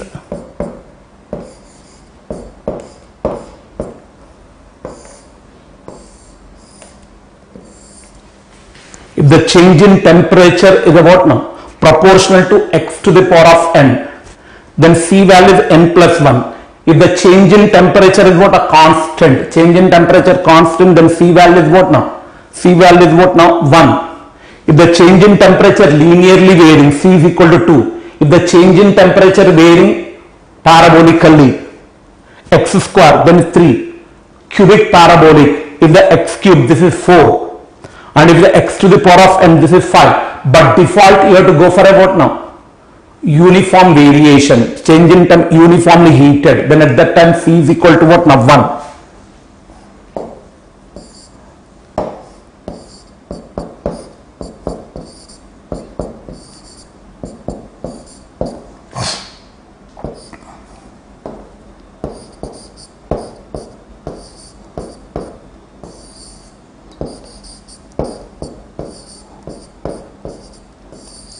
Like this.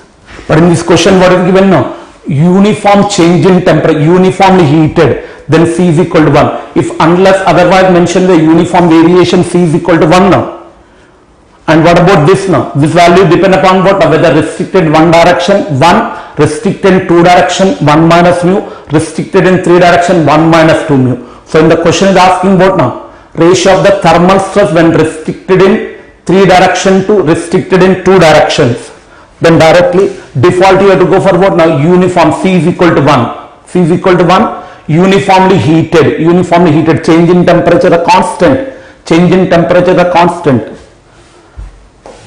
So now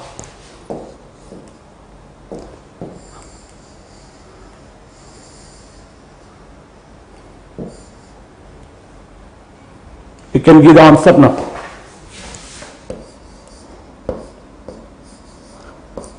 When restricted in 3 directions, 3D means what now? Restricted in 3 directions is restricted.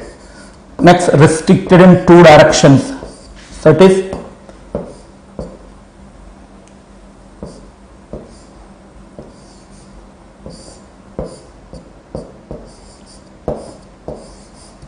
that's all. So what the mu value now? Mu you have to calculate. Mu is not given now. Poisson's ratio is not given. E is 200, mu is 80. So then mu value will be what now? 1 by 4. By using the EG mu relation. E is 200 and G is 80 means Poisson's ratio 1 by 4. So this will be what now?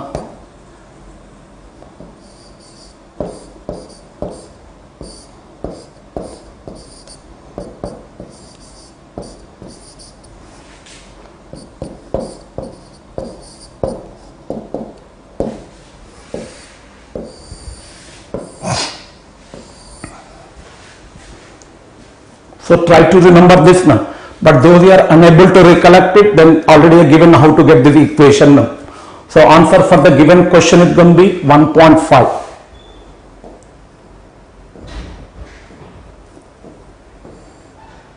Use 1 by 4. 1.5. Good. Krishna Kant, Rajay Kumar. So 3 by 2. That is 1.5. Good.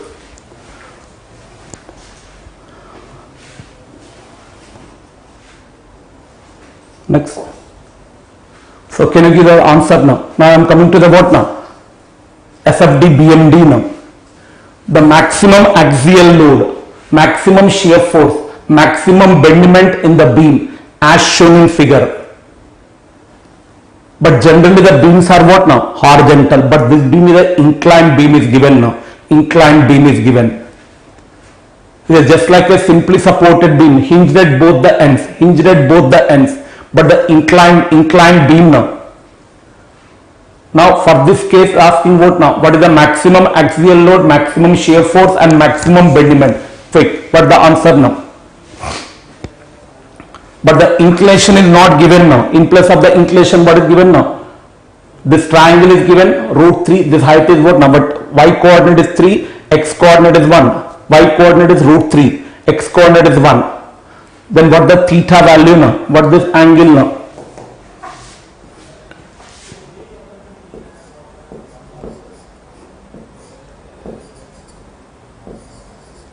You can find out the theta. So tan theta equal to root 3 by 1. Then theta will be what now? 60 degrees now. Theta will be 60 degrees.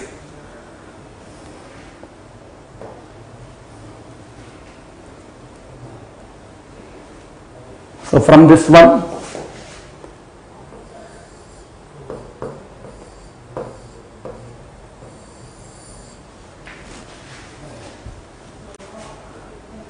now it looks like what now? A simply supported beam subjected to, now this load is the inclined load.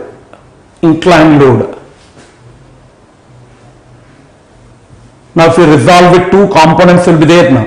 If we resolve this now, we are going to get two components. This is one component.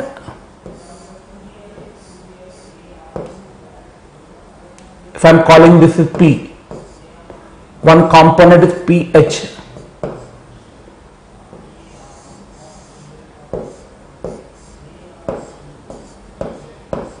One component is PV. And what this angle now? This angle is 60 and this angle is 30.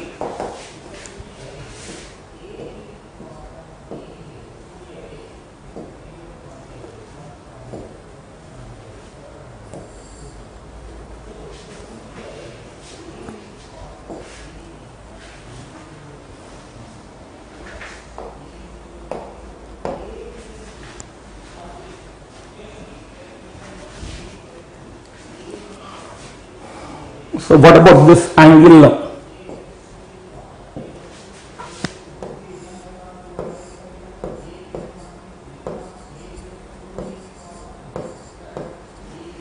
Degrees now. So this beam is subjected to what? This simply support beam subjected to PV. PV will become as a concentrated point load and PH will become as an axial load. So this simply supported beam hinged at both the ends. Now this is what? A statically indeterminate, because hinged at both the ends and subjected to axial load. That only I discussed now. Simply support beam will become as what now? Statically indeterminate beam. Statically indeterminate beam when hinged at both the ends subjected to axial load. So what the PH now? P cos 30. What the PV? P sin 30. So this PH is what now? P cos 30.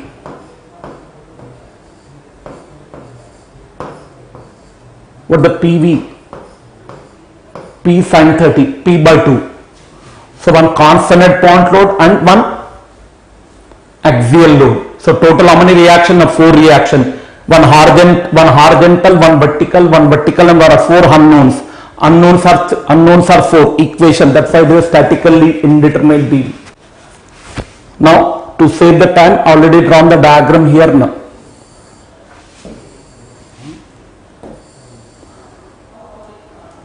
So this is what now?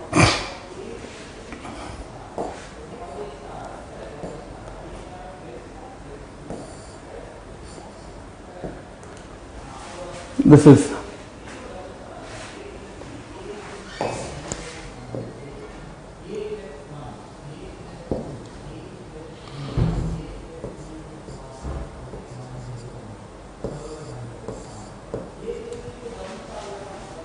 that's all. Now what the length of this beam now? What the length of this beam? These are 2 meters. What about this length now? 4 meters. This is 6 meter. Length of this beam now, because this angle is 60 degrees now. 60 degrees. 4 meter and 10, 6 meter. What the span of the beam now? 10 meters. So this angle is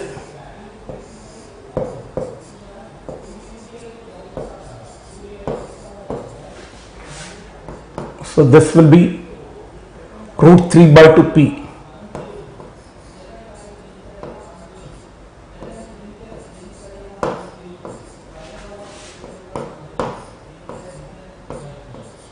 P by 2. So what the P by 2 means? What the P value now? P value is what? 500. Therefore this will be 250. And what about the root 3 by 2 p? Can you check it now? How much you are getting root 3 by 2 p?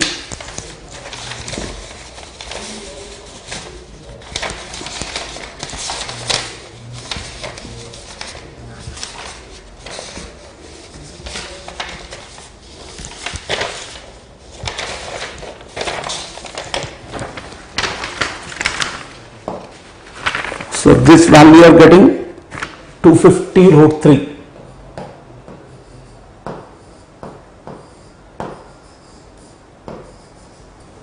Root 3. Now you can find out the reactions by in the shortcut method. Otherwise 4 equations: sigma v 0, sigma h is 0, sigma m is 0, and total change in length is 0. If we can use the shortcut method, better. Otherwise we can find out these 4 reactions by using the shortcut method. Otherwise the 4 equations: sigma h is 0, sigma y is 0, sigma m is 0. Now this axial load acting which side? Now towards downward. This axial load acting downward, then this reaction will be upward. How to find out this reaction? By using the shortcut method now. This load multiplied by distance with the other end. By in the direct and the shortcut method now. Otherwise you have to the 4 equations. So this RAH is equal to what now? PH multiplied by what the distance with the other support now? 6. So PH into 6 upon what the span now? 10. So this will be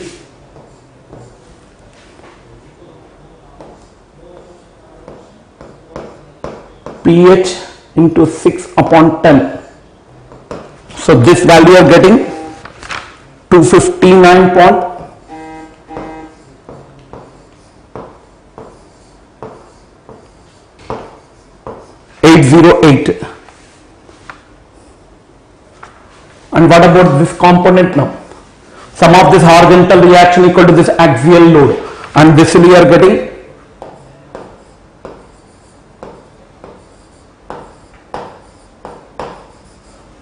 by using sigma h is 0 now, 173.205.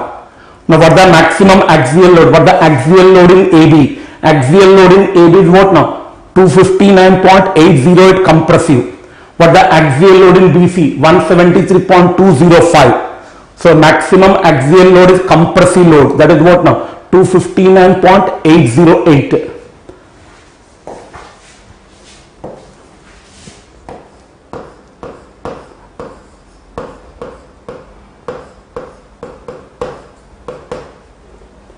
minus RAH. So it will be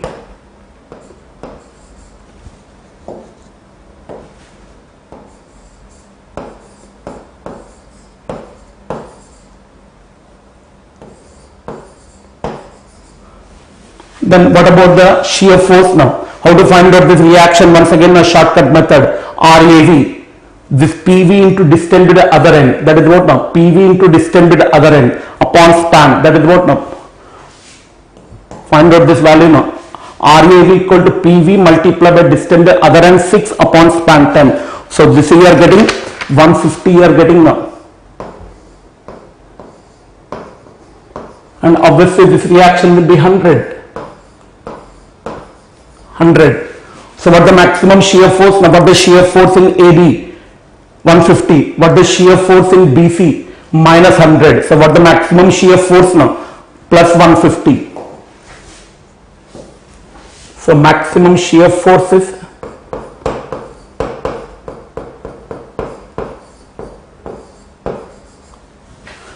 And what about the bendment now? Bendment at A is 0, bendment at C is 0, and what the bendment at B? This RAV multiplied by this distance. RAV multiplied by what this distance now 4. That is what a 600. So maximum bendment is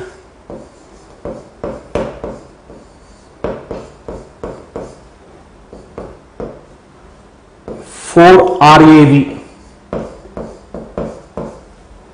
Positive is sagging 600. So answers are what? Either since a numerical answer type question, so you have to put the minus sign. If it is mentioned magnitude, then you have to go for only plus you have to take, but it is not mentioned magnitude. So answers are what now? First answer is what now? Minus 259.808. Second one is what? 150, and bendment is 600 now.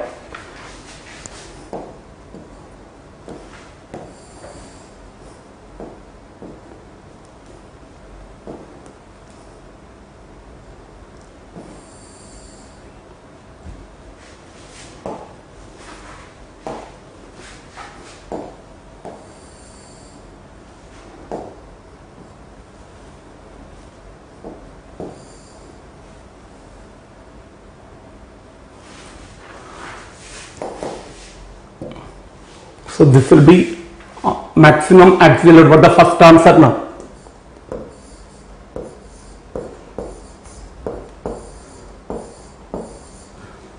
Second answer is 150.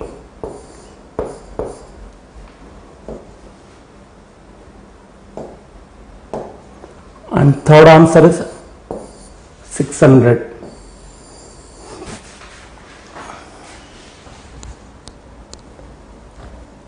Good. Vaishal is given the correct answer. Excellent.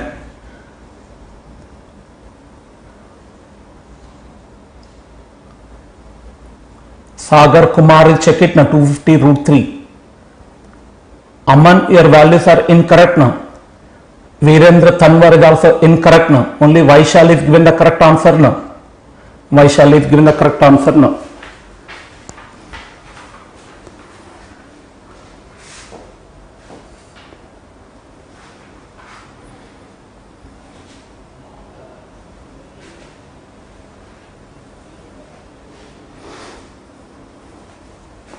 So this only the solution, I am going to enlarge it little bit.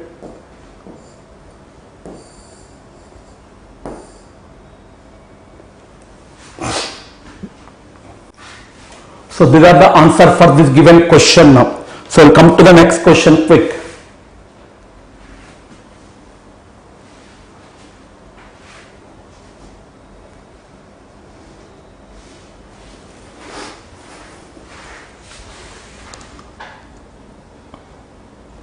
One friend is also given 250 root 3. Maybe incorrect. No, shear force and bendment you are correct. What the 250 root 3? I hope you should get the more than 259. Check it. Sagar Kumar, your axial load is incorrect now. Most of them are making a mistake in the axial load. They are making a mistake. Axial load, they are making a mistake. It is a statically indeterminate deal. I use the shortcut method. These methods are discussed in my regular classes now. If you don't use the shortcut method, you cannot do this question within a given time. You can do it, but it will take the more time.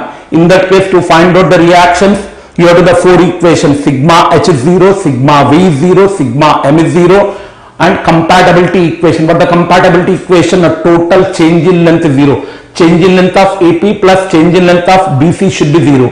Change in length of AB plus change in length of BC.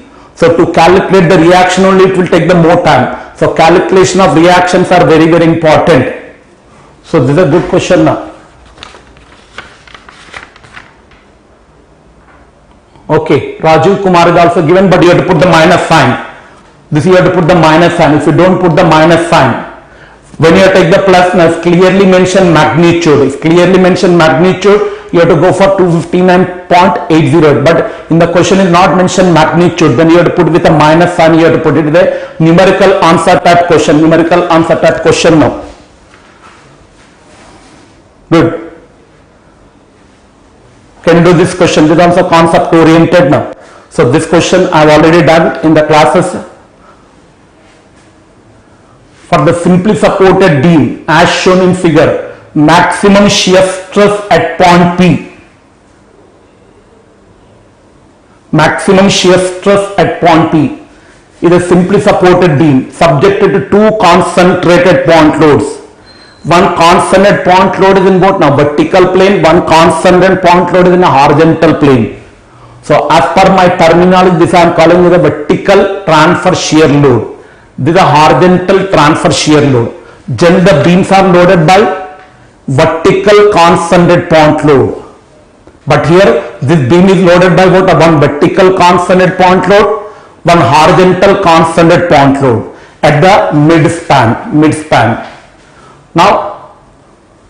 Now this is about this figure now. Left side view of the critical cross section. Left side view of critical cross section. Which is the critical cross section mid-span. Whenever a simply support beam subjected to point load at the mid-span, bend moment is maximum at the mid-span. So the critical cross section of mid-span. So what this figure is representing now? What the shape of the beam now? Rectangular cross section, rectangular cross section. So this is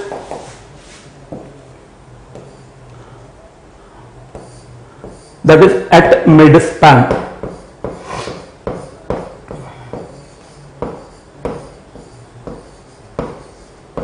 Mid-span.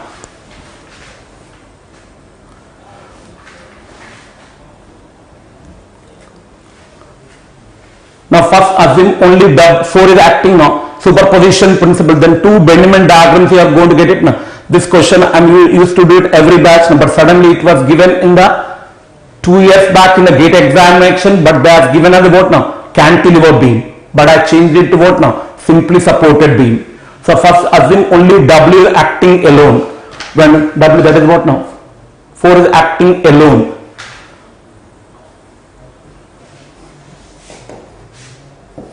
This is W I am assuming now. This I am taking as a P. So when a simply support beam subjected to point load at the mid-span, for the maximum bend moment now WL by 4. Maximum bend moment is what now? WL by 4.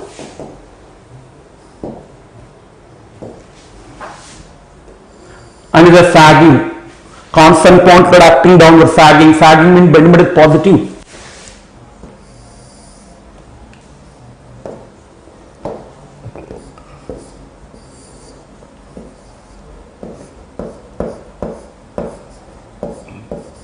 WL by 4. W is 4 kilo. L is what now? Span. Span is 2 meters. So then what this value you are getting now? Okay. W is what of 4 kilonewtons and L is what now? Span 2 meters. And is a sagging.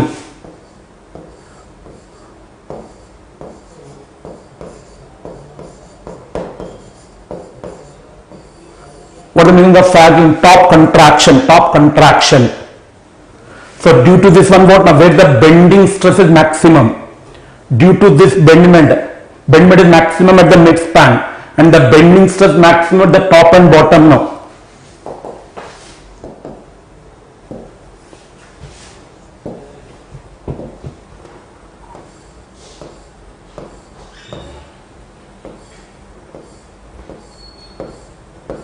What is pink color line now? With the bending stress now, top fiber and bottom fiber. Top and bottom fiber. How to find out the bending stress here now? Bendment upon section modulus. At what is this line now? Top fiber, this is top bottom fiber. Here bending stress what now? Compressive. Bending stress is going to be compressive, sagging. So here bending stress is going to be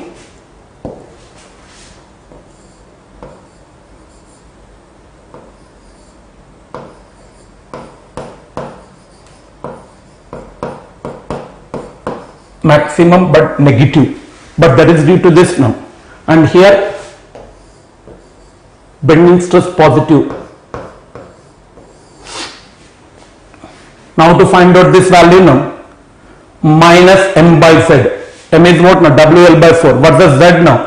Which one the neutral axis now? This will be the neutral axis.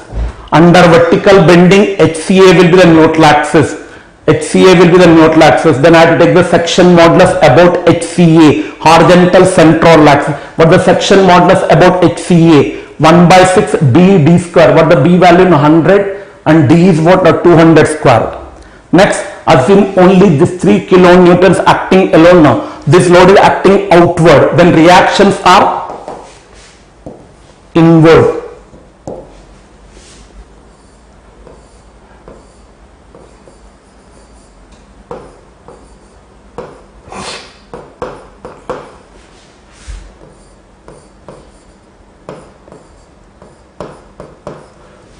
And what this reaction value now? 3 by 2.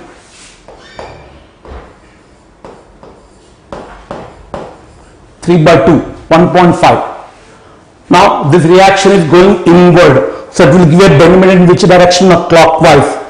So it is going to be what? This bending is in horizontal plane, going on the backside contraction.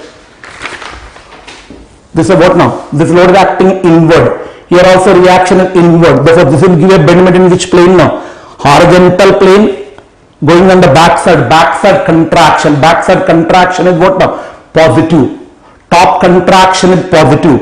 When a top is contracted, bending is positive. Bottom contraction negative. Backside contraction positive. Front side contraction negative. Left side contraction positive. Right side contraction is going to be negative. So here bending is going to be positive. So what the bending once again here now? Symmetric loading. So what the bending now? PL by 4. What this value now? P by 2.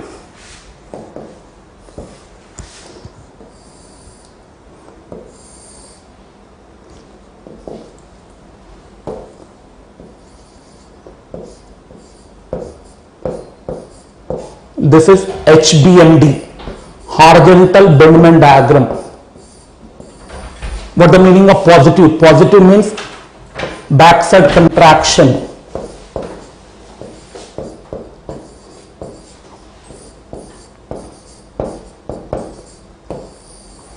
This is VBMD, sagging. Sagging means top contraction.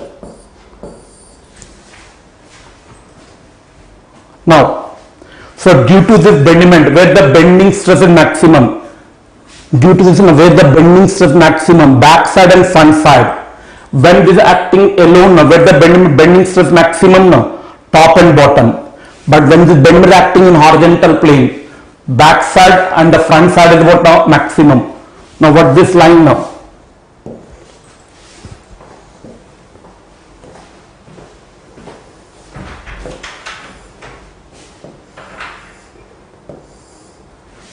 What this yellow color line now? This is what now? This is what now? Front fiber. This is a back side fiber. This is a left side view. Seeing from left side, this is what now? Front fiber. This is back side fiber. But which one is contracted? The back side is contracted. Back side is contracted means front is elongated. So here bending stress is what now?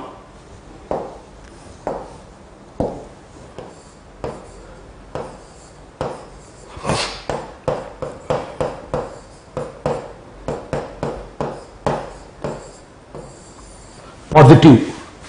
Now to find out this bending stress now, this bending PL by 4 upon section modulus. Now which one the neutral axis now? VCA. These are neutral axis. Now what the section modulus about this axis now? 1 by 6 200 into 100 square. Now it is asking P. P is on what now? P is on the top fiber and the back side fiber. P is on the what now?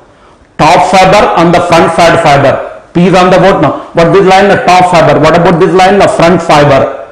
But when P is on the top side, bending stress is negative. When P is on the front side now, bending stress maximum positive. So take the algebraic sum, you can take it now.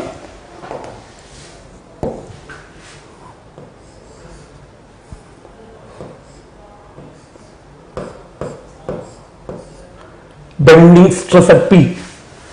So due to this vertical bending, top fiber bending stress is negative minus what the bending value now,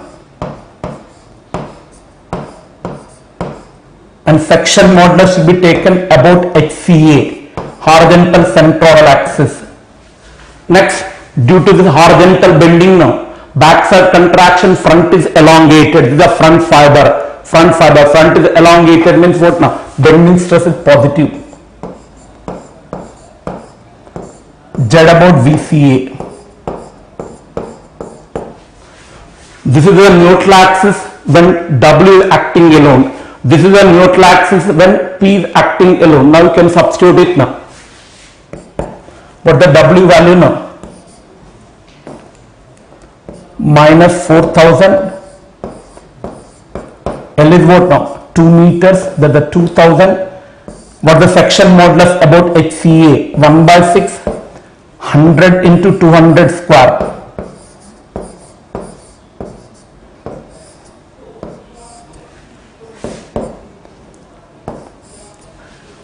Then what the P value now? 3 kilonewtons positive.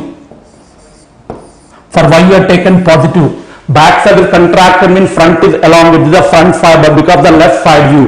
Front is elongated means bending stress is positive. 3000.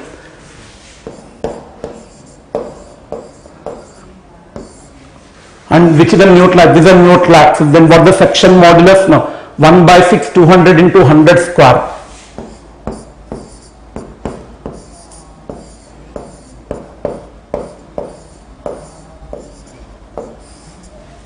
So now you can simplify it now. So this value you are getting as positive. I am getting now 1.5 megapascals. Positive. Positive means tensile. Positive. But in the question they are asking maximum shear stress. Maximum, it is a uniaxial state of stress. At extreme fiber shear stress 0, it is a uniaxial state of stress. Under uniaxial state of stress, maximum shear stress is what now? Sigma 1 by 2. Directly this is sigma 1. So maximum shear stress is half of this value now.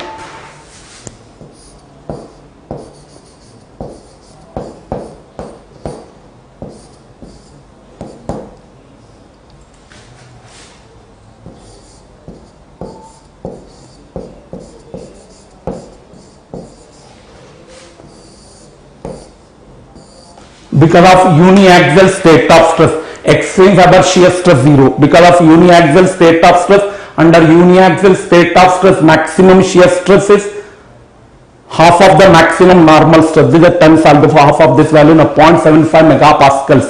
So once again, this is completely concept oriented. But most of the textbook they are discussing only W alone. But here both the loads are acting simultaneously. So Ankit Kumar Singh is given the correct value now. Raju Kumar is also given correct now. Mr. Krishna is given the value 3.75 is incorrect now.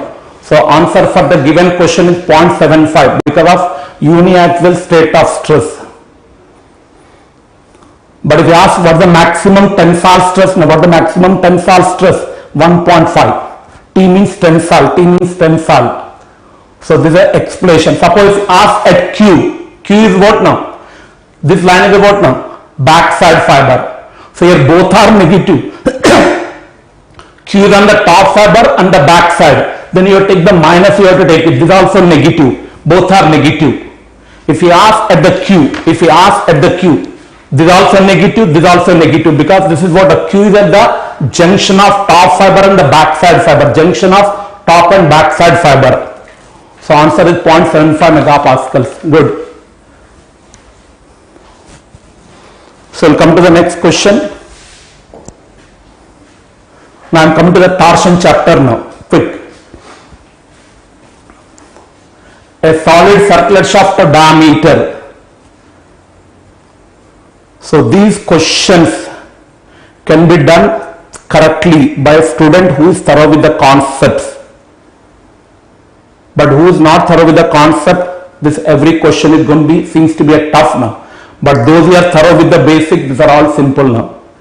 So try to focus on the basics. Try to focus on the basics. GATE is a test for your basic. GATE is a test for your basics. A solid circular shaft diameter 18 mm is clamped at both the ends and loaded by uniformly distributed torque having an intensity 30 Newton meter per Newton meter per meter as shown in figure. The maximum shear stress induced in the shaft. So this type of questions, most of the textbook they have done it, but their concentrated twisting couple will be there. But here uniformly distributed torque, just like a UDL concept. Uniformly distributed torque. What the intensity of small t? What the small t value of 30 Newton meter per meter? It is statically indeterminate. Now, so this you can do it, though they are thorough with the fixed at both the ends. And UDL concept they can do it now. So what should be the first step now?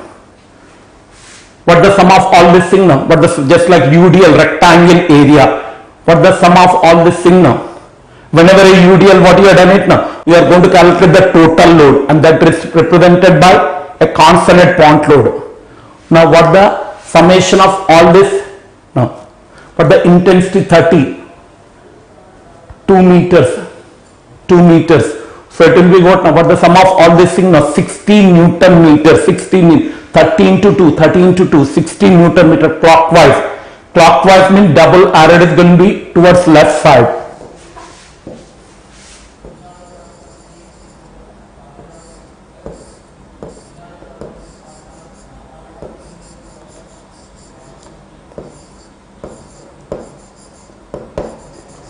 So those you are thorough, you do on your own. Those you are not thorough, see towards a board. But those you are already thorough, do your calculation on your own. Then I am also doing, and you can compare your answer with my answer now. If it is correct, you are going in the right direction. You are going in the success direction now. If your answer is incorrect, don't be demotivated. Try to identify where you have done a mistake and try to identify your mistake. And don't repeat that mistake in the final exam now. That's all. Next. What the next step now? What the total torque now? 16 Newton meters. Then reaction should be in which direction? Opposite. This is what towards left side. Therefore reaction should be towards the right side.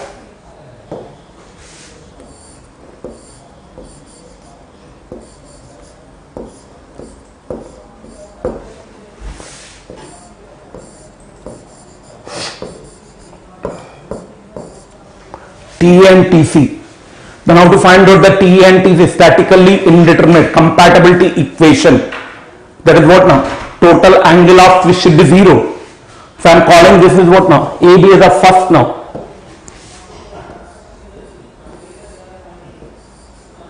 BC is the what now? Second. So theta 1 plus theta 2 0. How to find out the theta? TL by GJ. Means first you need the torque. So what the torque in AB?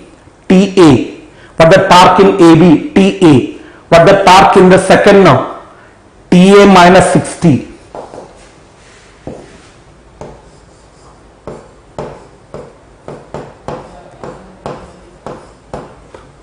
Plus TA. T2. TA minus 60. Or you can write down minus TC. That's all. Then you can go for a compatibility equation. You can go for a compatibility equation. Your shortcut method, whatever you have said, that is not valid. That is not valid. That is valid only when a concentrated. Now you can go for the what now? Theta 1 plus theta 2 0. For both the case, which one is same now? GJ, torsional rigidity is same. So you can take out the GJ as common. Therefore,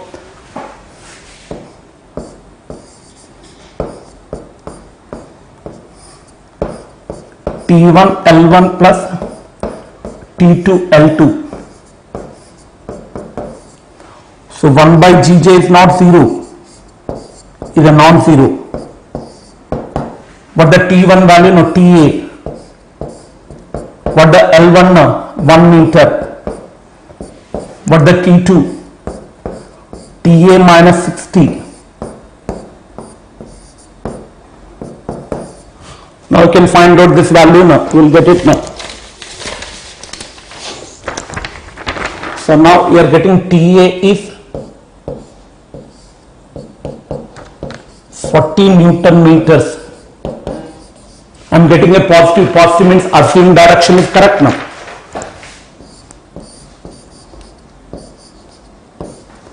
Next, but the TC no 20.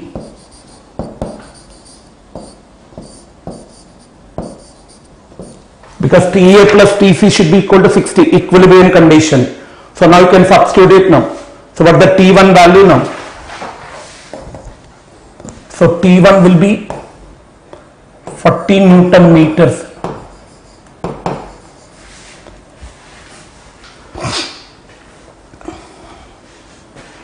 One minute, small correction, it's going to be there. Okay, 20. And what this T2 value now? Minus 20.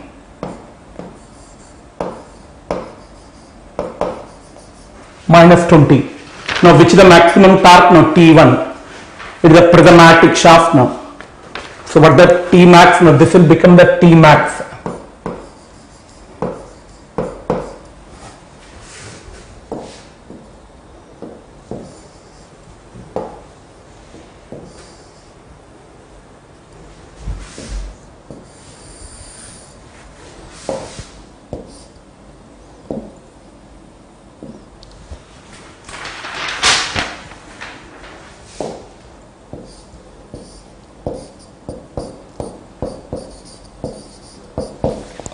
T max upon pi d cube.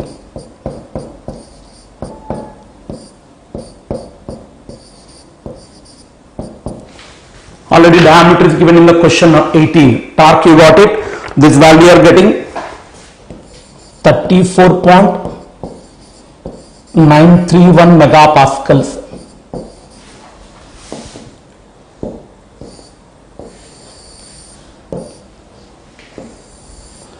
(34.931). Answer is 34.931 megapascal. Good. Aman Agarwal is 34.95. Should be accurate. Krishna has given the correct value now 34. Don't round off it to 35. Don't round off it to 35. Numerical answer type means you have to go for what now? As per the question now. Round off it to first decimal, second decimal, up to third decimal. I am writing all the values up to third decimal. Don't write down 35. Don't round off it to 35. Some friends have written 35. So answer is what? 34.931. 34.931. Should be accurate in the calculation. Mr. Comedy Q. 34.96. Somebody is getting 34.98. It should be accurate. It should be accurate in calculation. NEAT question should be accurate in the calculation. In the gate examination, concepts are required, your accuracy is required, and speed is required. It is a gate is what now? If a student should get a success, three concepts are required now. Three conditions are there. It should be thorough with the concepts, accuracy, and speed. Who is going to have these three qualities? They are going to get a success. If you don't have any of these three now, you may qualify, but you will not get a best rank now. If you want to get a best rank, these three are very, very important. Concepts, accuracy and speed. Accuracy and speed. Good.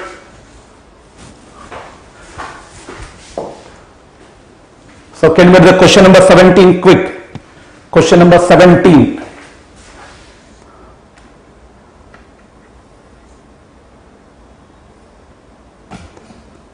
You can also do the integration, also you can do it. What is required now? It is a UDL. When you have to go for the integration now, if area is unknown, if it is a what now? Function of x square, then you have to go for the integration. When you have to go for the integration now, when area is unknown, is a UDL. Since area is known, directly you can take the addition now. Suppose the what now? The intensity is a function of x square or x cube. If this intensity is a function of x square or x cube, then at that time take a section at xx, write down the intensity, then you can go for the integration. So that is the doubt your friend is asking now. Sir, why you are taking directly summation? Because the UDL, uniformly distributed torque. Suppose the function of x square or x cube, then in that case we cannot get the total torque now. Then in that case you have to go for the integration is required. Take a section xx, write down the torque at xx, then you can do the integration. I hope your doubt is clear, Mr. Krishna. So can you give this answer to the simple question now? Quick. Previous question is prismatic, but they are non-prismatic.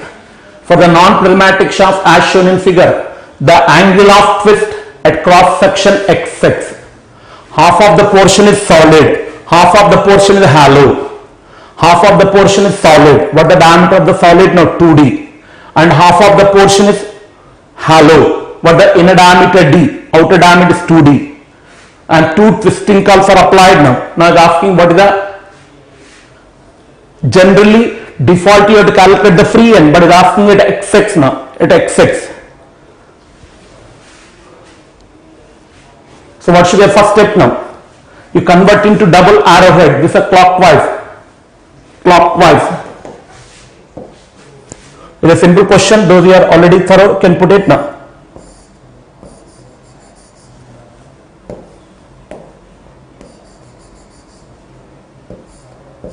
T. And is asking in degrees, so asking now. So small correction, this is a clockwise, then it should be double arrowed is towards left side. Towards left side. Now this is anti-clockwise. Anti-clockwise means towards right side.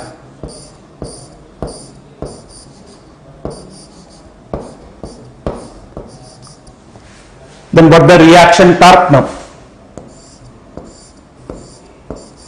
By using the static equilibrium equation.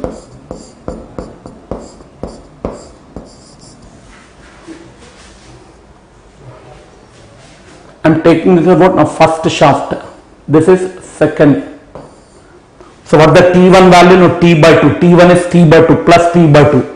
What the T2 value? No, minus T. T1 is what? A plus T by 2. T2 is what? A minus T. Sorry, plus T. Both are plus only, but this is what now? Plus T by 2. This is plus T. Otherwise you can draw the torque diagram. You can draw it now. So this is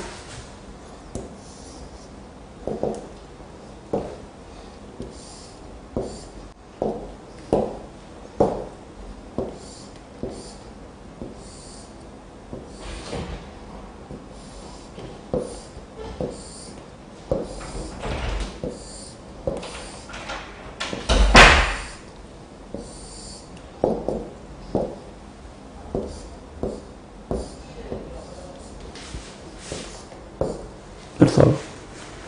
So T1 is what now? T by 2. T2 is what? A T. Now that's all. Remaining you can do the calculation. And what about J1 and J2 now? What the J1 now? This is a solid.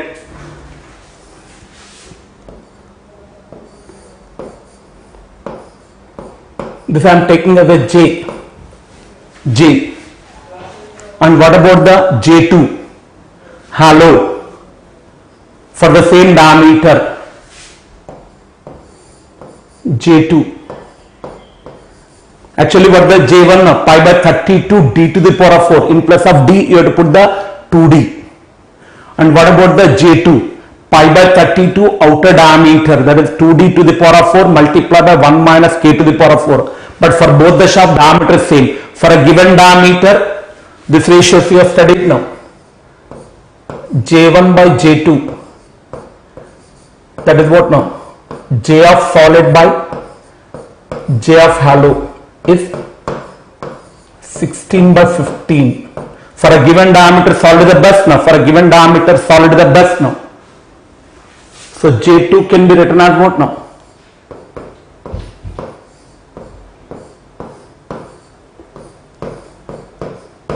And what the J1 value now? Pi by 32.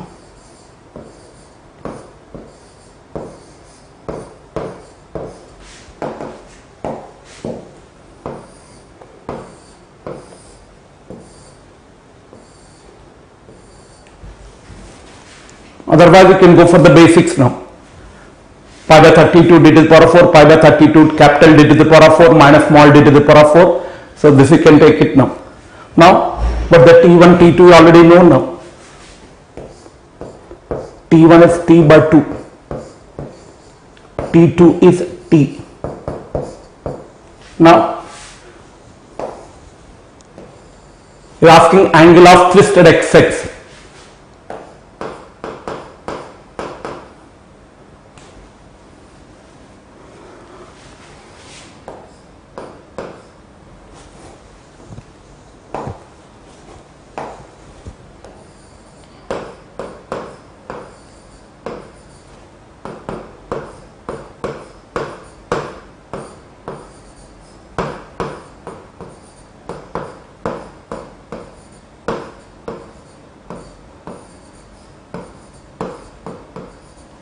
We can substitute it now, but should not take the total length now. We are not calculating at the free end. At the free end mean total length you have to take the L, but if you are XX, then what this length now, L by 2 you have to put it now. In place of L by 2 put it, in place of L to put the L by 2. What the T1 value now?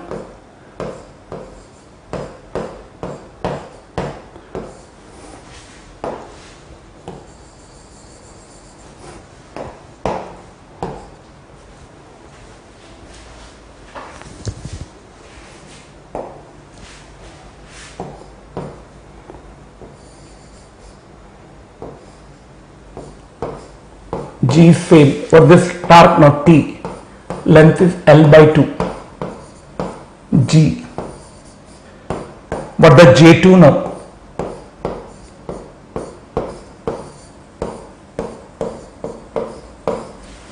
now simplify and in place of J1 you substitute the pi by 32 2d to the power of 4, so then this value you are getting, 1 minute.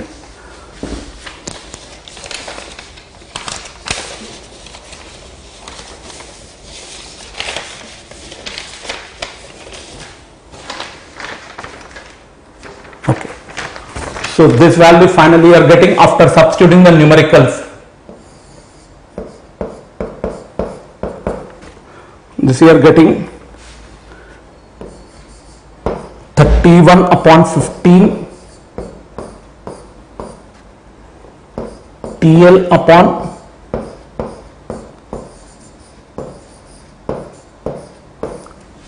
so many radians, TL pi g d to the power of 4. Now can substitute the numerical. T value is 500, L is 1 meter, D is 25. Now if you can substitute it, this value you are getting as 0.00842 radians.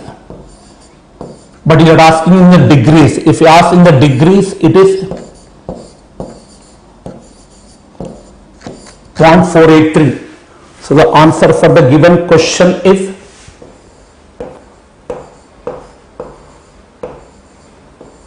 a simple question, but you have to substitute numericals, proper geometrical properties. You have to substitute the geometrical properties. And generally theta and radian, but you have to convert into degrees. Okay, 0.482, good. Krishna and Vaishal is given the correct answer now. 0.483 degrees, good. For a given diameter, for both the shaft diameter is same. For solid and hollow, for the same diameter, J of solid to J of hollow will be 16 by 15. If you can remember this, well and good. Otherwise, you can go for the basics now. J2 equal to pi by 32 capital D to the power of 4 minus small d to the power of 4. So we'll come to the next question now. Quick. Anybody quick? Question number 18. Question number 18. Quick.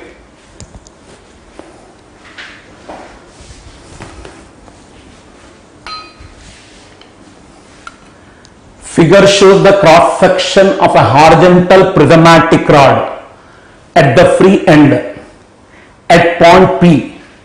The non-zero stress components are, so this is the cross section at the free end,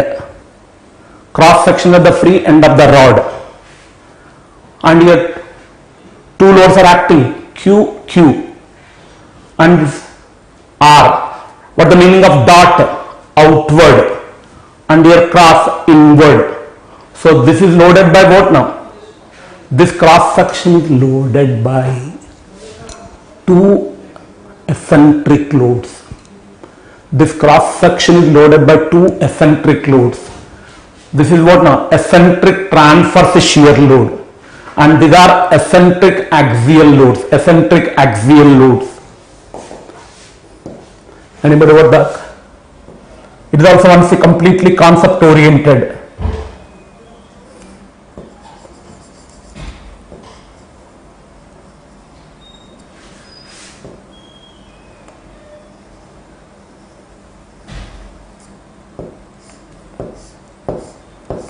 Concept oriented. What is Q? Horizontal ETSL. Horizontal eccentric transverse shear load.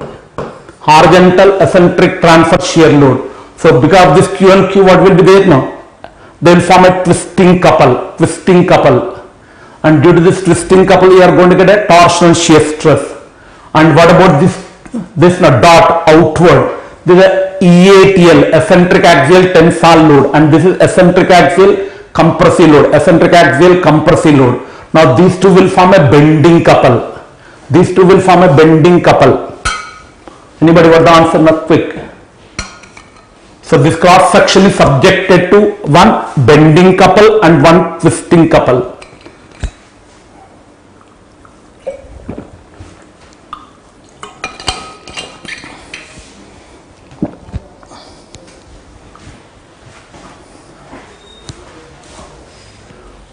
Vaishali is given, the answer is A. Lokesh Mishra, A.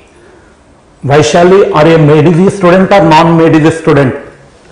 Vaishali as well as Mishra, whether both are belongs to MEDIZ or non-MEDIZ students? Can you respond it now? Answer is A, good. They are given, the answer is A. That is a correct. Excellent. Great.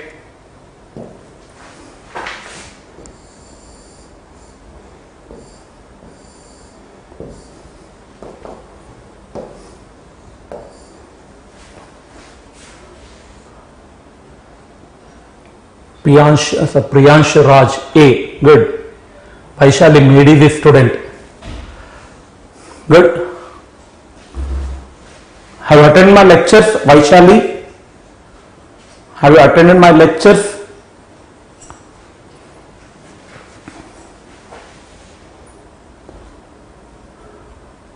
Mishra is also MEDIZ students.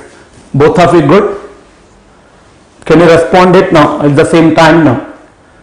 Whether you are a MEDIZ student, good, but have you attended my lectures or attended the lectures of other teacher of the MEDIZ now?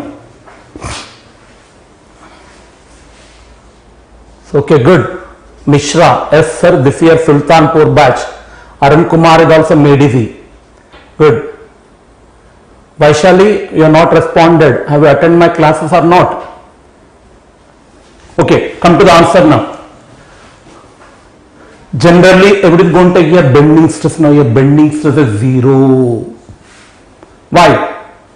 These two will what now? This is outward, this is inward. Now these two will form a couple in a horizontal plane. So it is subjected to bend in horizontal plane.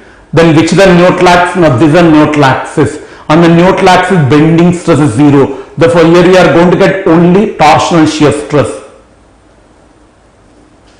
This is outward. This is outward, this is inward. Now these two are forming a bending couple in horizontal plane. Then at that time this is a neutral axis. VCA will be the neutral axis. On the neutral axis, bending stress 0. By chance this point is given on HCA. Then at that time answer is different now. So at point P, this is which face now? What is this axis now? Is a Z, Y, sorry, X. HCA is about now Z, VCA is a X. Then polar axis is what now? Y. So this is Y face. Cross section is a Y face. So here upon P.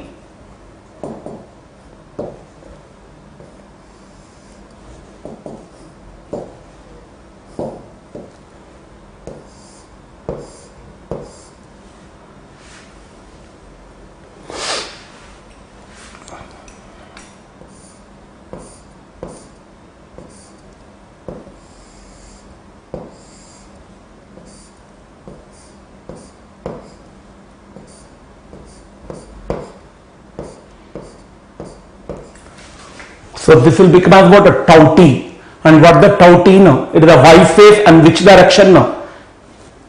Z direction. Therefore this will be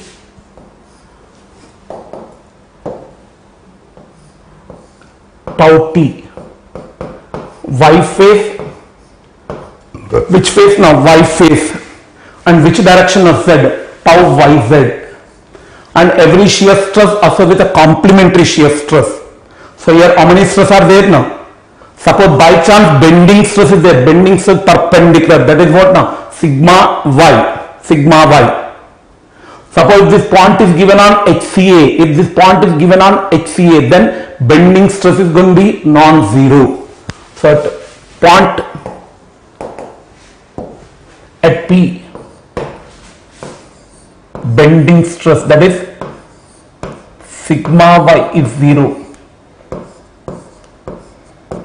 Tau t.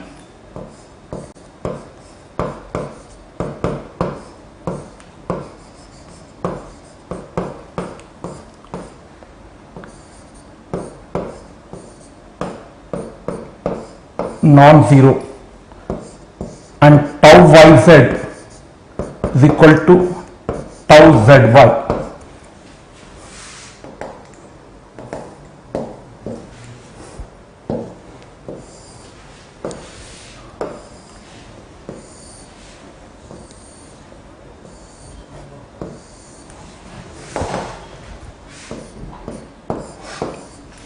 So answer is A.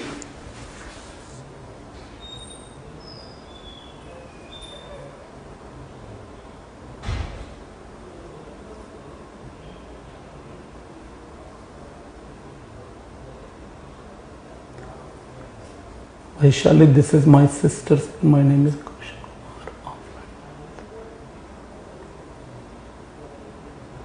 So okay, good. But you have not responded. Maybe we got now. Offline where now? I have attended my classes and that I want to know it now. Because you are giving the answer, correct answers. This all you are giving the answers correctly means what? Those who have attended my classes, they are going to give the answers correctly. That's why I would like to know. Good. Okay. But if you ask, the point is given here now.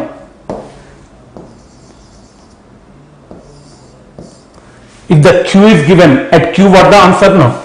If it is given at Q, here bending stress is what now? Non-zero. Then torsional shear stress will be what now? At Q. If you ask at Q,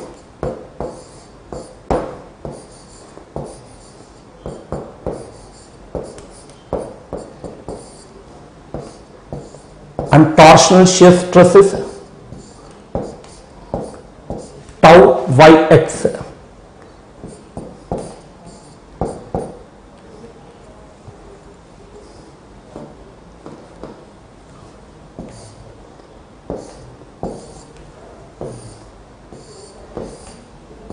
So if we ask at B, Q, if we ask at Q, what the answer now? Tau yx. Here no answer is matching now. Tau yx. So suppose by chance if you ask at Q, the answers are what now? Sigma y non-zero, tau yx is non-zero, tau xy is also non-zero. At Q there are three components, non-zero stress components. So but for this question answer is A. But if you ask at Q, these are about the non-zero stress components sigma y, tau yx and tau xy.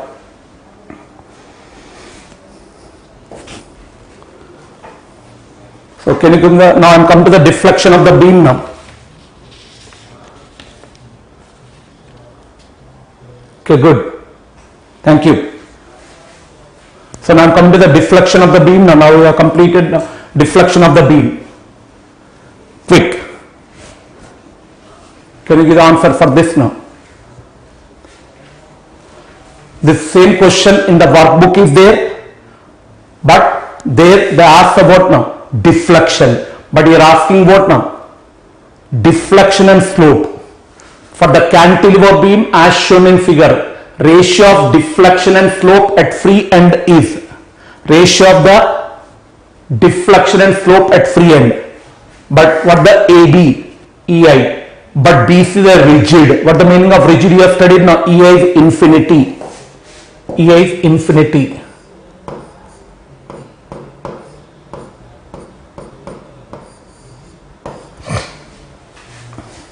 If you ask the only deflection, then you can go for a Castigliane's theorem. But if you ask slope and deflection both, no, better to use the moment error method. If you ask only deflection at C, then you can find out the strain energy of AB and BC due to bending, and the strain energy can be partially differentiated with respect to P. But if you add the slope, now better to the moment error method. So moment error method, what should be the first step now? Draw the bending diagram. What the bending now? Bending at C0. What the bending at A? 2L. P into 2L. 2PL is the hogging. So what the bending diagram now?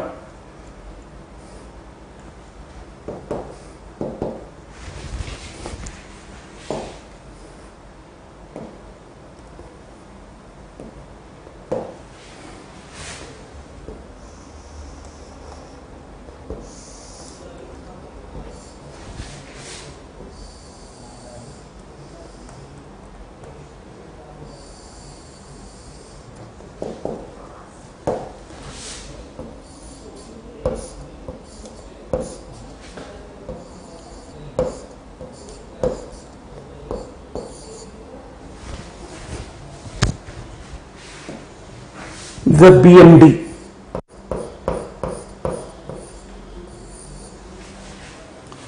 This one we call it the M diagram. Now you can draw the M by EA diagram. When EA is not constant, better to draw the M by EA diagram. BMD.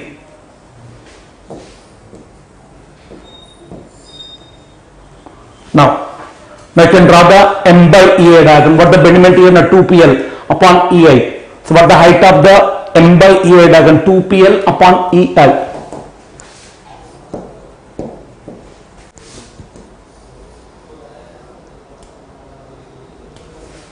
Next you have to calculate B 2 times now.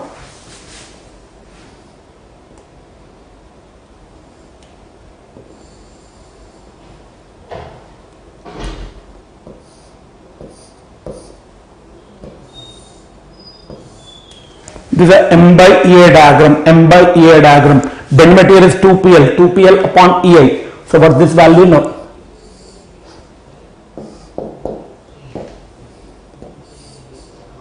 PL upon EI. But B the junction, when B belongs to AB, what the EI value EI, and what the bendment now PL upon EI. So what this value now? PL upon EI. And when B belongs to BC, what the EI now? Infinity, something by infinity is 0. So this is a M by EA diagram.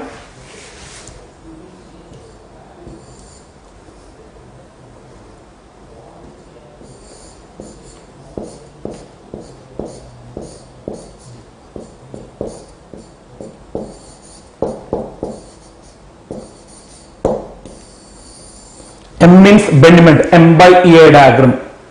Now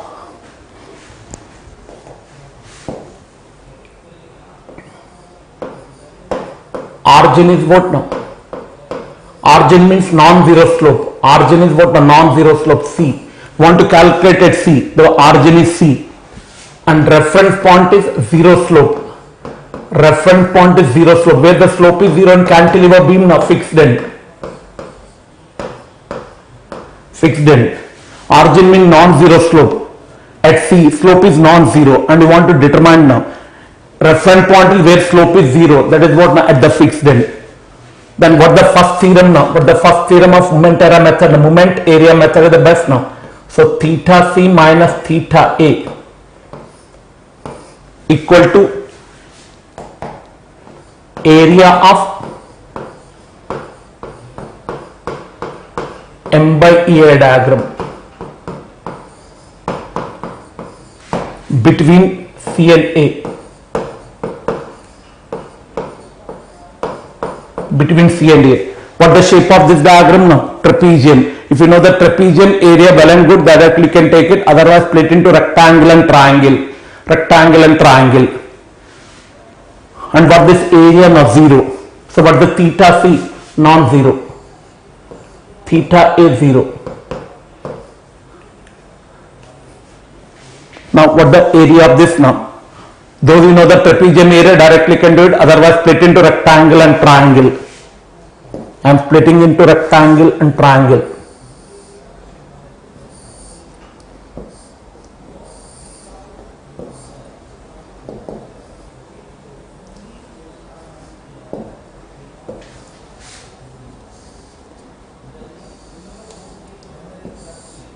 This is the second area. One rectangle and one triangle.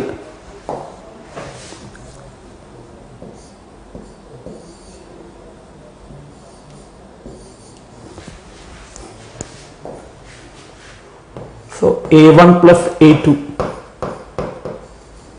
Actually A3, but A3 is also this area 0. What the A1 now? What the area of this now? What the area of this rectangle? Area of the rectangle is negative PL by EI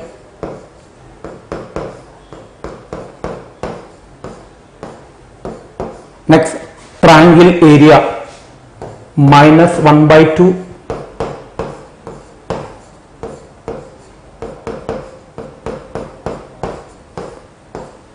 so theta c are getting minus 3 PL square upon 2 EI.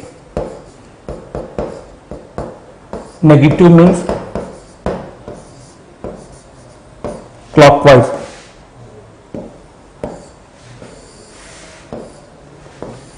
So in the exam generally they are asking either slope or deflection. If I ask slope directly got it, but I have also gone for deflection, ratio of the deflection. So what you can take it YC. How to get this now? Second theorem. This is the first theorem, moment area method, first theorem. But the second theorem now, YC minus YA equal to A1 x1 bar plus A2 x2 bar.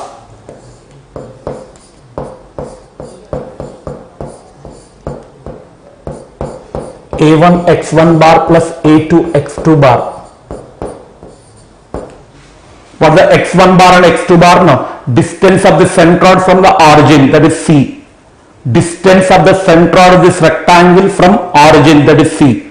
And what the x2 bar now? Distance of this triangle, second area from C. So that you can do it now.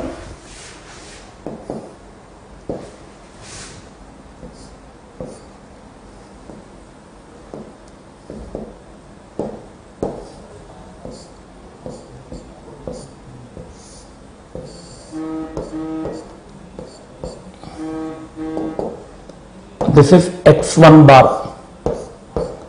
What this value now? 3L by 2. Next.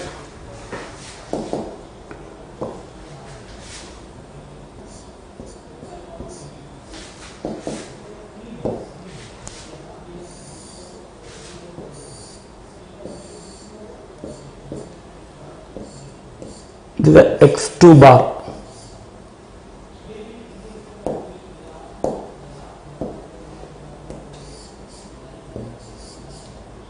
That's all. Now what the x2 bar value now? This distance is L and this is how much now? Triangle 2L by 3. L plus 2L by 3. So this value will be 5L by 3. Now you can substitute it now. YC is non-zero. YA is 0. What the area? First area already got it now. Minus PL square by EI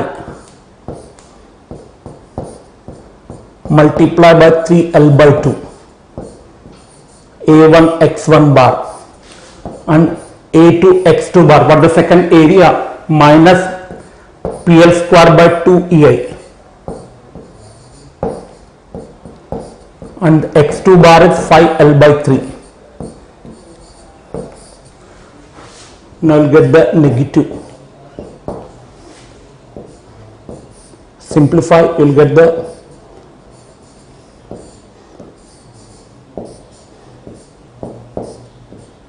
negative means downward deflection.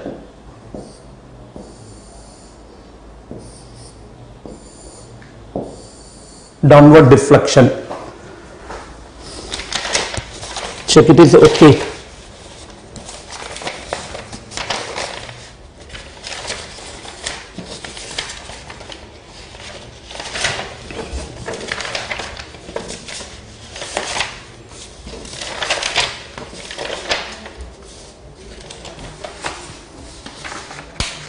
Okay.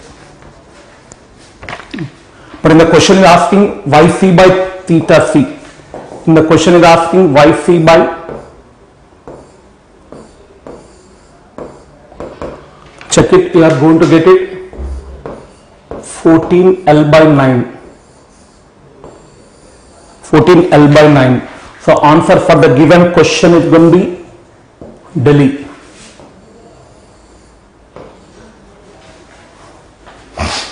So for this question, if you ask the deflection, you can use the Castiglione theorem. But if you ask the slope, better to go for your moment area method, because E is not constant. Your standard formulas are not valid now. Always x bar should be measured from origin. Origin is a non-zero slope, and reference point is a zero slope. Cantilever beam slope is zero always at the fixed end. So answer is 14L by 9 for the 19th question now.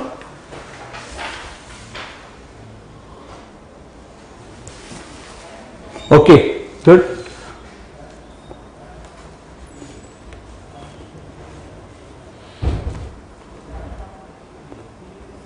Ravi Kumar is also given D, Mishra is also given D.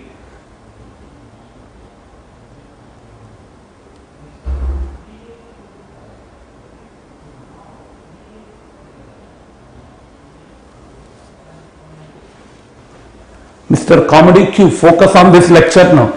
You can interact with your friend afterwards now. कैसा चल रहा है preparation?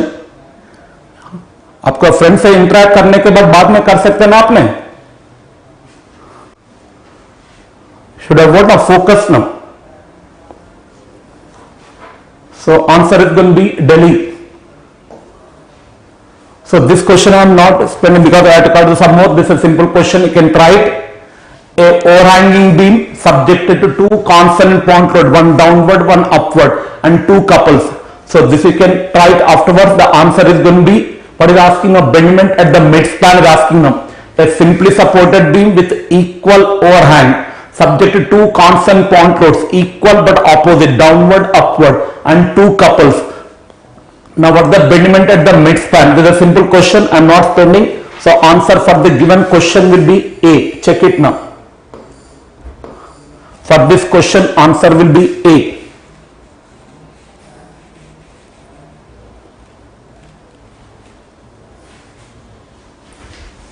So this you can do it because you have to cover some more question, principal stresses.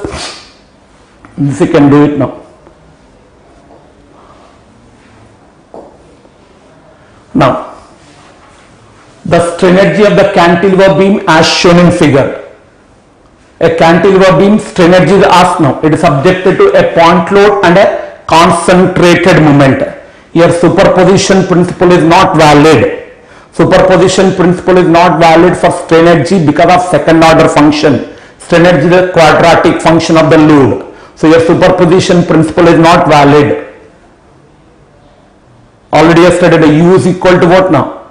U1 plus U2. U is greater than U1 plus U2. Here, when P is acting alone, what the strain energy of the cantilever beam? P square L cube by 6 EI, and due to M, what the strain energy in a pure bending when M is acting alone?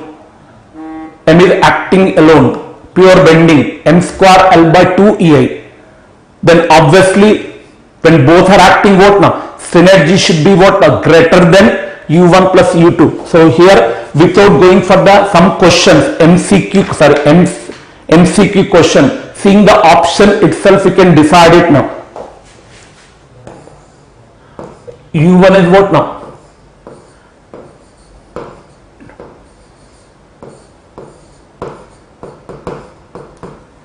U2.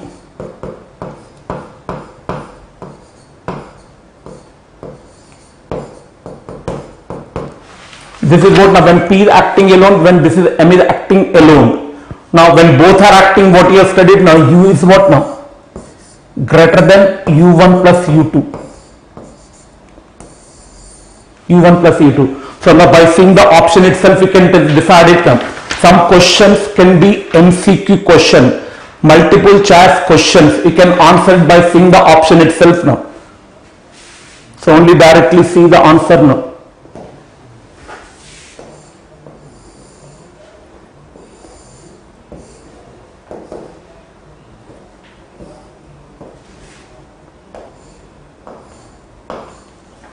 If one more option also given, same thing now, P square L Q by 6EI, M square L by 2EI, and another constant is given, then in that case you have to go for the actual method. What the actual method now? Take a section here now, take a section, write down the bendment, then you can use the synergy equation, but that method is not required here now, because by seeing the option itself you can decide it now. But there is one more option, is same option, first two answers are same, third one is different, then in that case you have to go for the actual method now.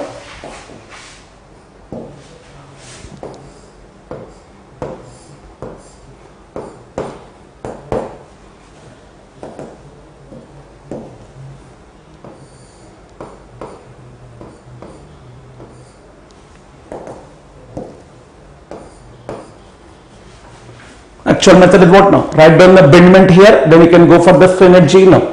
So that steps are not required here now. Write down the bendment equation.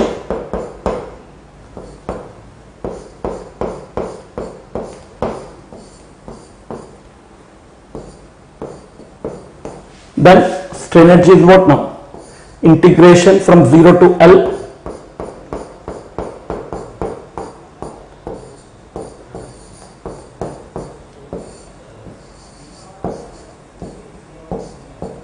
The actual method, but by seeing the option itself, decide it now.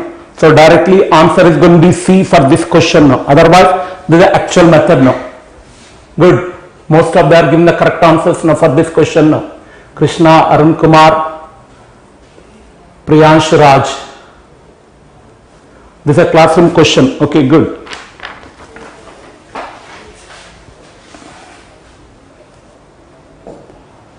Now, can you go come to this question now? For the frame as shown in figure, the horizontal displacement of joint R would be, this is a frame. Here also one hinge support is provided, but the small correction here, roller support is here now. This is a roller support. They made a mistake here. This is roller support.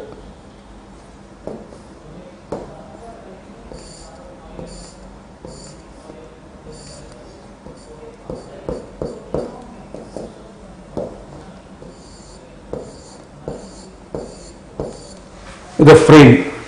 Here roller support, here a hinge support. Now asking what now? What is the horizontal displacement at R? So for this question, so many times I mentioned now, when EA is not constant, curved member or frame question, better to go for the Castiglione theorem is the better now, Castiglione theorem.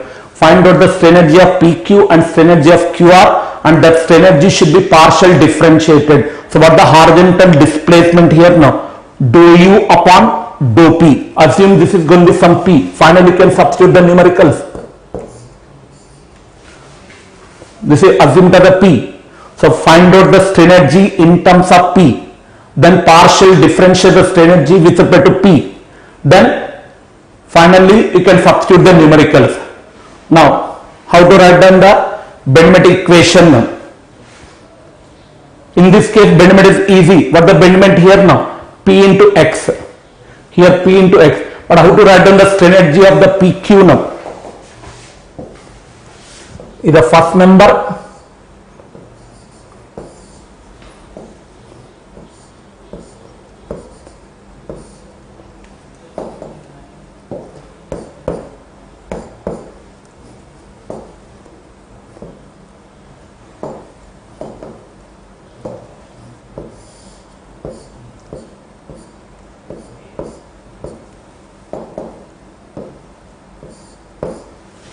This you can directly write down what the bendment now P into X.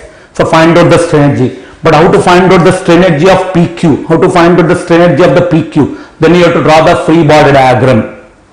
Here, roller support 1, vertical reaction, hinge support 2 reaction. Now can you find out the reactions here now?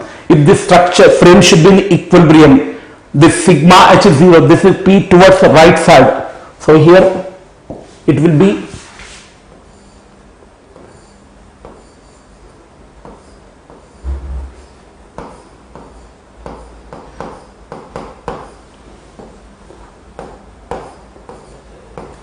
so because this horizontal reaction sigma h is 0, sigma h is 0, sigma v is 0, but sigma m is not 0. If I take the moment about P, if I take the moment about P, this will give a moment in which direction? No? Anti-clockwise. Now because this horizontal reaction sigma h is 0, sigma v is 0, but sigma m is not 0. If I take the moment about B, net moment about P, this is giving an anti-clockwise. So if the net moment should be 0 means clockwise. So who will give that clockwise? Now vertical reaction. So this is anti-clockwise means this reaction should be downward, this will give a clockwise. So here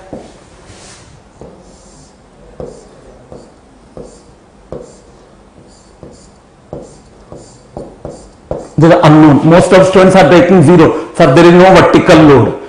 Even though there is no vertical load, vertical reaction will be non-zero because of what? The sigma m should be 0. Now to find out this RAV by using sigma m is equal to 0.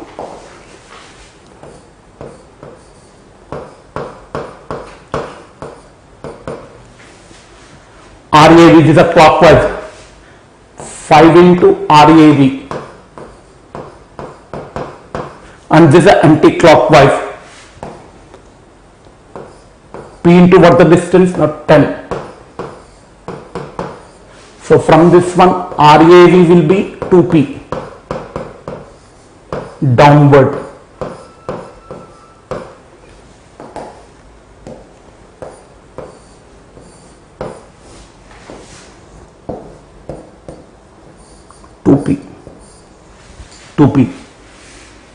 Now because this vertical reaction, now one more vertical reaction, this is a downward means here upward will be there now.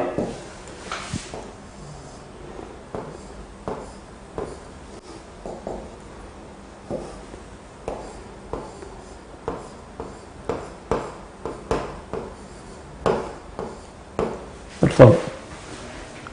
Now this total frame is in equilibrium now. Now here how to write down the strain energy now?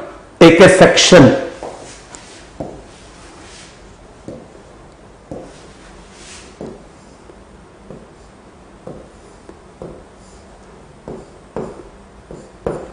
Here better to consider which side now? Left side. Better to consider left side. Left side only one moment is there, but right side what you are going to get it now? Right side you are getting what now? One moment will be there, one couple will be there. So better take the left side now.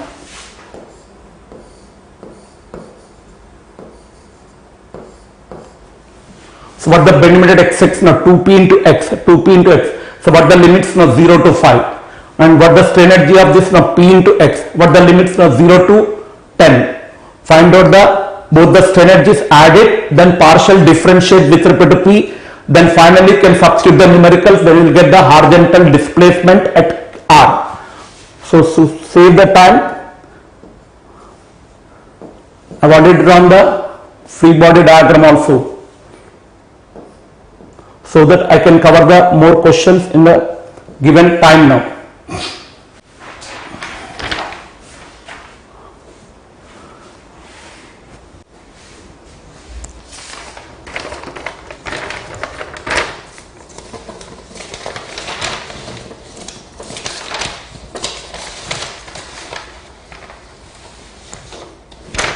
One friend is getting 41.67. No. Answer is incorrect now. Answer is incorrect. Now I drawn the free body diagrams also here now. You can check it now. Just now I calculate the reactions now. Here 2p.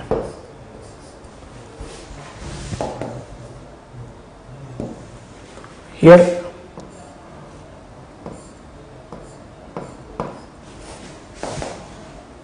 P. T. So this will give a clockwise, sorry, anti-clockwise. One reaction will be what? Moment reaction. This is 10p. Now for this case,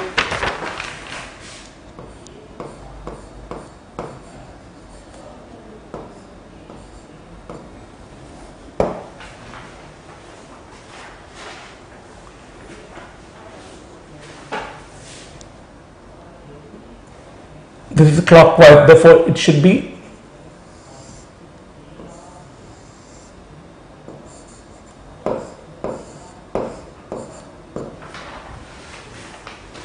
this is a free body diagram also, you can do it now. Now find out the strain energy. And here one more, this 2p downwards means here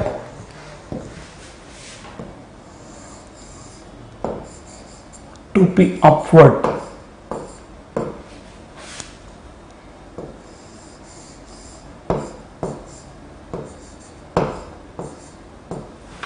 So if you take the right side, what you are getting now? Here it is the super, one moment is there, one couple is there, but better to go for the left side. If you take the right side, one moment, one couple. So better take it on this side now. Left side is going to be better now. Left side. Therefore directly left side, what this now? This reaction multiplied by x now.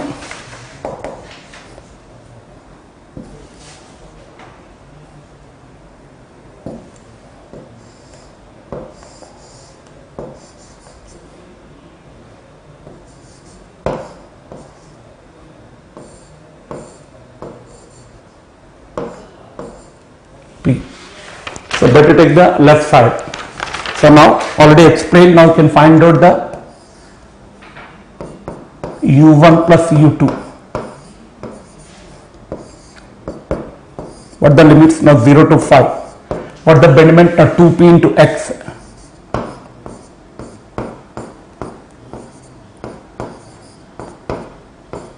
upon 2 EI. And U2, what the limits now? 0 to 10. What the betterment now? P into x.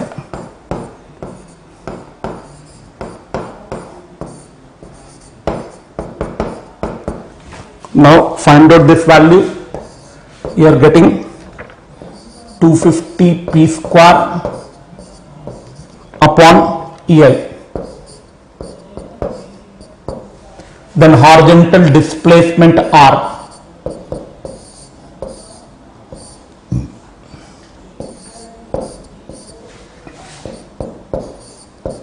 Find P upon EI.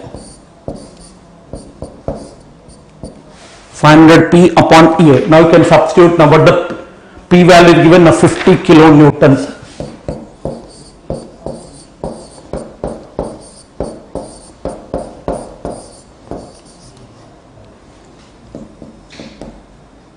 I am substituting kilonewton because EA is given in terms of what now? EA is given in terms of kilonewton meter square. So 10 to the power of 6. So this value you are getting 0.025 meters. If you can convert into mm, it is 25 mm. 0.025 meters, because this is kilonewton, this is kilonewton per meter square. Sorry, this is 500 is a constant. P is what? A 50 kilonewton. This is kilonewton meter square. So you are getting horizontal displacement in meters, but if you can convert it, it is going to be mm, 25 mm. Chandan Kumar got the correct value, not 25. Rolex You should get 25 exactly now. 25 should get exactly. There is no decimal. It's a numerical value. So answer for the given question is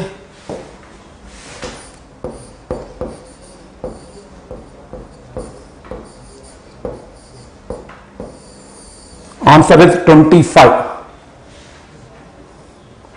Priyansh Raj is 25. Good. So we'll go for the one more question. This is a deflection of the beam. I have taken the 3 or 4 questions. Now I'll go torsion we completed, SFD, BMD completed. Now we'll go for the principal stress theory questions. We have done it now. Mohr circle. One numerical question will take up now.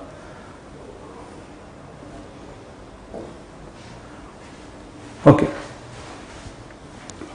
From the principal stress chapter. For a loaded body representing in a 2-dimensional plane problem.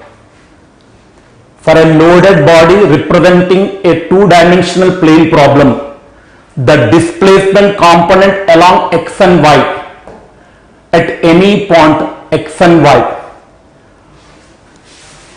Displacement components are given now. Use about the displacement along x-axis, v the displacement along y-axis, displacement function. Now, what is the maximum shear strain at the point P? Maximum shear strain at that point. What the coordinates now? 3, 1. So to find out a maximum shear strain, what is required now? Principal strains are required. When the principal strains are like in nature, absolute gamma max is epsilon 1. When unlike in nature is epsilon 1 minus epsilon 2. So first you have to find out the principal strains. But to find out a principal strain, what is required now? Epsilon x is required, epsilon y is required, and gamma xy is required. So here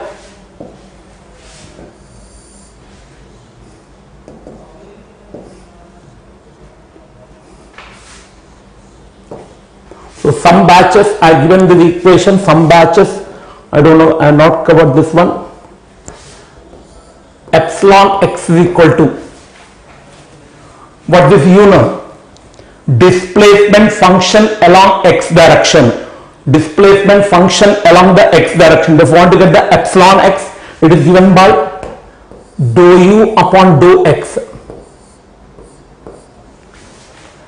And this is displacement function, displacement component. Scalar component of the displacement along the y direction. So epsilon y, dou v by dou y.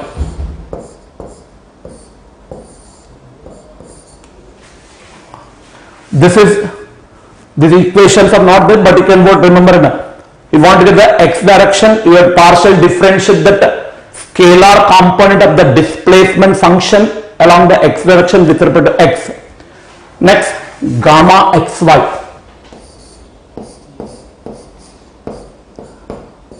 Then reverse you have to do it now.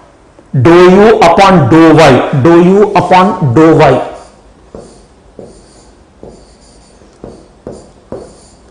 Dou v upon dou x. Similarly, epsilon z means what? Dou u by dou z. Sorry, dou w upon dou z. Generally, it is written as like this now.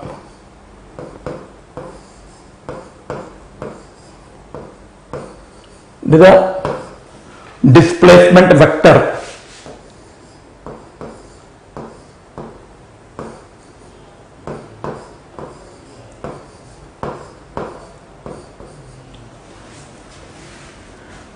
Now this is a displacement vector.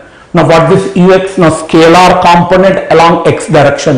What the uy? Scalar component in y direction. What the uz? Scalar component along z direction. And what the ijk? Ijk unit vectors. So this you are calling as what now? U. This is v. This is W. So what this UVW now? Scalar components of displacement function, displacement vector, sorry. UVW are the what now? Scalar components of the displacement vector along xyz direction. That values are given. Now you can do it. Remaining is what? A mathematical only. You can do the mathematical. Similarly, you want to get the gamma xz. How to get the gamma xz now? Dou u upon dou z, then dou w upon dou x, dou w upon dou x. Now you can do what the partial differentiation of this now? This is 2x. But what the x value is given now? 3. X value is given as 3. What the partial differentiation of this now with respect to y? 2. And what about this now? 2y. Second is 0. This is 2. Y component is how much? And y, what the y coordinate is given now? 1. So you know epsilon x, epsilon y, gamma xy. Now you can find out the principal strains now.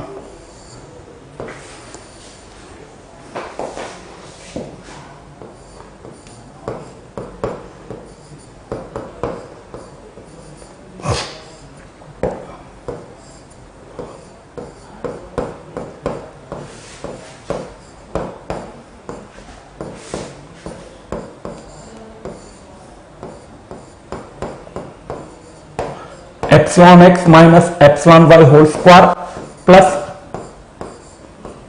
4 gamma xy by 2 whole square. Now you can substitute and calculate this now. So these values you are getting.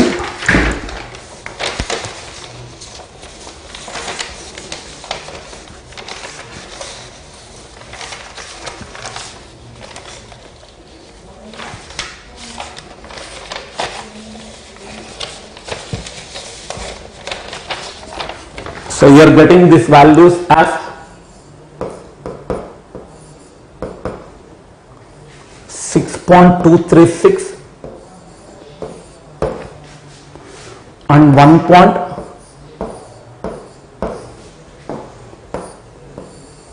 How to cross check whether these values are correct or incorrect now? Summation of these two should be equal to epsilon x plus epsilon y. For the epsilon x, epsilon y 8.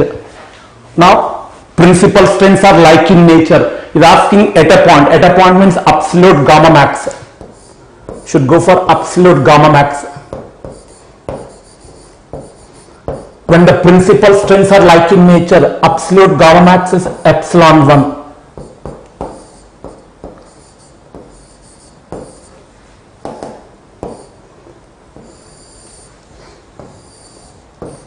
So answer for the given question is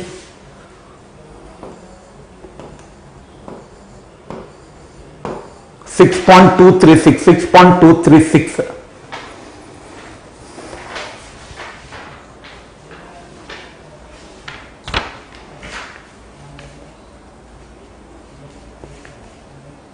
So answers are not matched now.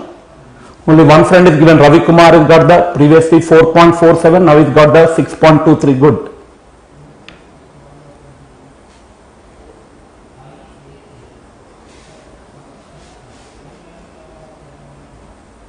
This type of question is not given in gate mechanical, but it's given gate XC paper. Gate XC is given. That's why I taken now.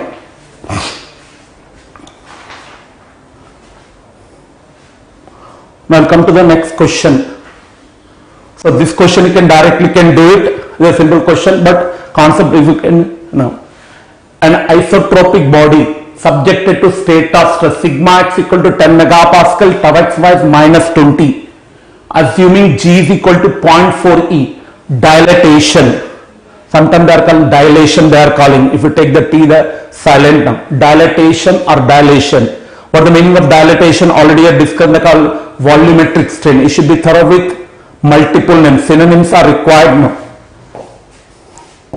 So dilatation means volumetric strain. Volumetric strain. How to find out the volumetric strain? Sigma x is given, tau x y is given. Sigma y is not given means directly it is 0. Sigma y is not given is 0. And G is equal to 0.4 E. And this is volumetric strain. Most of the students are going to use the 1 minus 2 mu by E multiplied by sigma 1 plus sigma 2 plus sigma 3. But in place of sigma 1 plus sigma 2 plus sigma 3 equal to sigma x plus sigma y plus sigma z. So which is the best thing? There is no need to calculate the principal stress now. Waste of time. Getting the answer is not a criterion. Getting the correct answer within a less time is a criterion.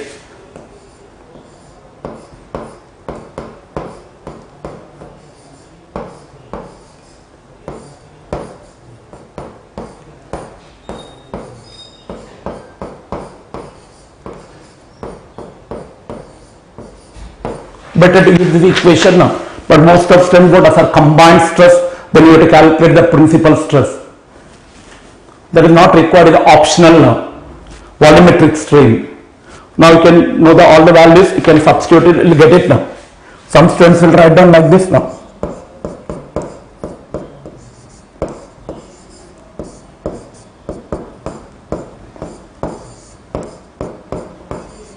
Both will give the same value.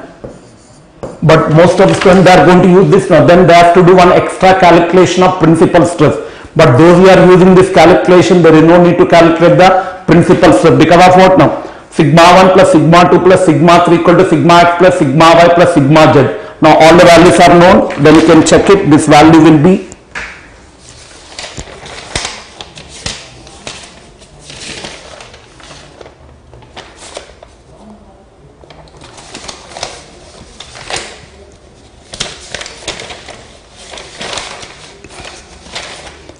5 by E. Substitute it.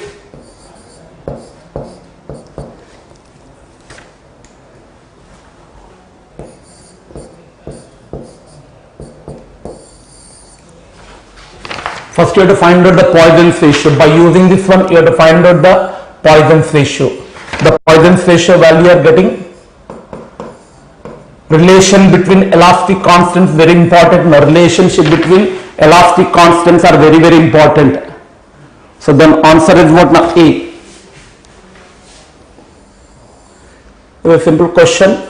Most of them are going to do it, but majority of the students are using this one. Then they are calculating the principal stress. Even if you are doing the one extra calculation, you are wasting your 1 or 2 minutes time now. Each and every minute is very important. Should behave like a flywheel. You should behave like a flywheel. So many times I mentioned now. Otherwise, behave like a best cricketer. Best cricketer. So many times I use this word in the class now. Getting the answer is not a criterion. Getting the correct answer within a less time is a criterion. So answer for the given question is going to be 5 by E. Now, can you give this answer now? 250 mm steel rods are rigidly connected together at right angles and loaded as shown in figure. Ratio of maximum tensile stress to maximum shear stress at point A is 2 steel rods, same diameter. How much diameter? 50. One end is a 6 and here one more rod is welded now. Now load is applied here now. Now here you have to find out the maximum shear stress at point A. Maximum shear stress now. So directly what now? For this member this will become just like a cantilever beam. For this member this will become as a VTSL. So in this member one shear force and one bending. But we need the free body diagram for this horizontal bar now. How to directly draw the horizontal for this member? What type of load now? This we have studied now. Vertical ETSL. Vertical ETSL. Vertical eccentric transfer shear load. What the eccentricity? Eccentricity. And what you have studied, vertical eccentric transfer shear load is equal to one vertical TSL plus one twisting couple load into eccentricity. Otherwise you can use the dummy forces now. Otherwise you can, those who know this one directly can use it. Otherwise dummy forces now. You want to directly draw the free body diagram for this horizontal bar.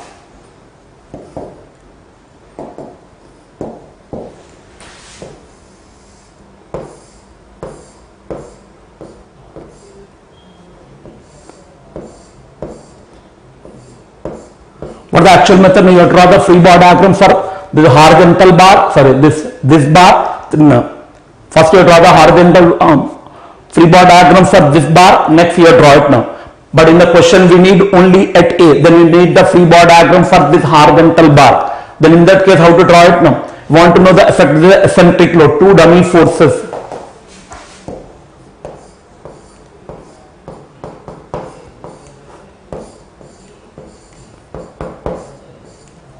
Otherwise, those you thorough already studied now. Now this P and P2 will form a twisting couple profile plane. This P and P2 will form a twisting couple in profile plane. For this bar is a bending couple, but for this is going to be about a twisting couple, and this will become the TSL.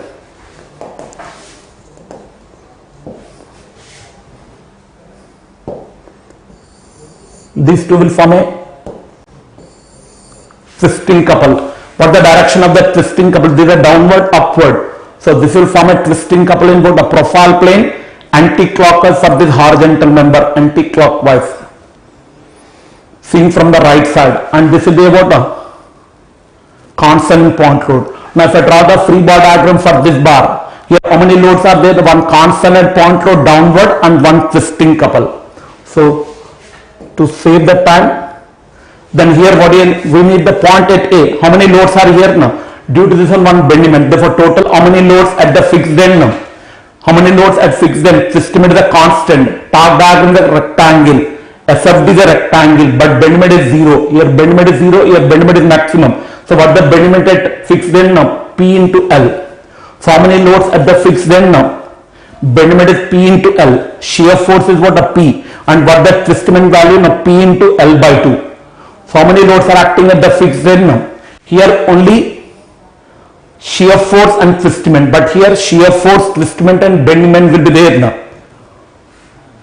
But at A, direct shear stress 0, bending stress and torsional shear stress maximum, combined stresses. Then you have to go for the principal stress calculations are required now.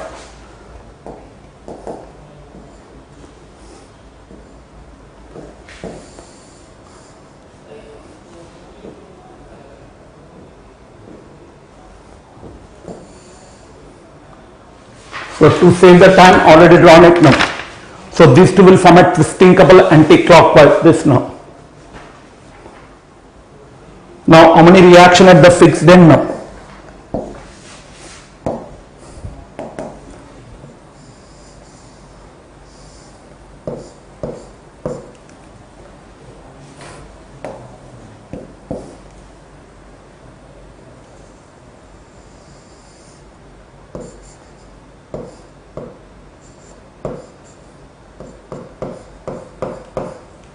The anti-clockwise, then this will be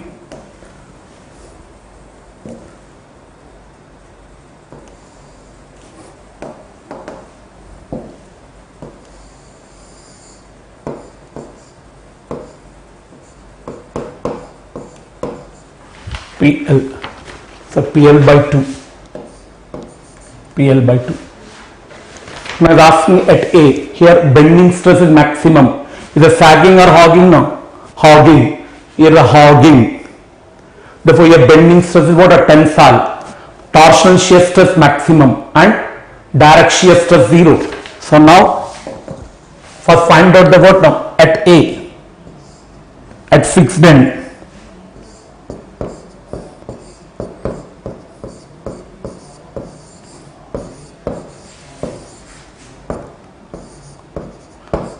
Shear force is P, bendment is negative, that is hogging, and twisting is also negative.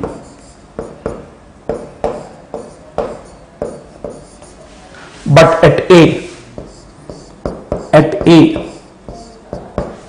direct shear stress is 0, bending stress is maximum,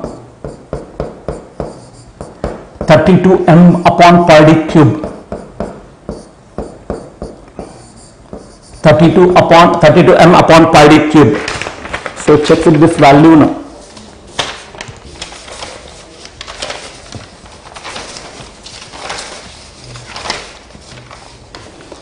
So So this bending stress value you are getting 512. Next, torsional shear stress maximum 16T by pi cube. This value is 128 megapascals. Now you can find out the principal stresses now.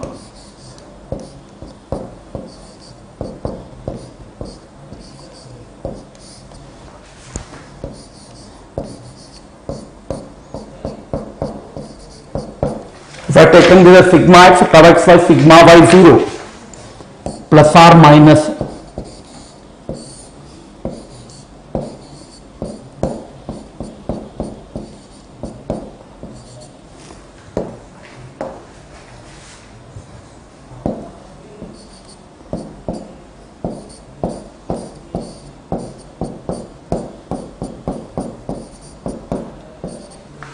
or if you want to save the time, you can also know about now what the principal stress equation in terms of bendiment and twistment. If you want to save this calculation, but otherwise you can use it now. Principal stress are what now? 16 by pi d cube m plus or minus square root of m square plus t square. That also, in that case, this calculation can be avoided now. You want to save the time, you can also use the what now? At A, principal stress are what now? 16 by pi d cube m plus or minus square root of m square plus t square. Then in that case this calculation can be avoided now. So these values we are getting, one is positive 542.217.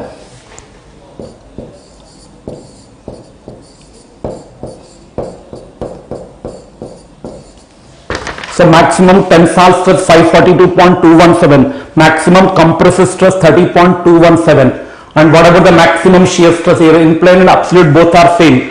So what the absolute tau max now?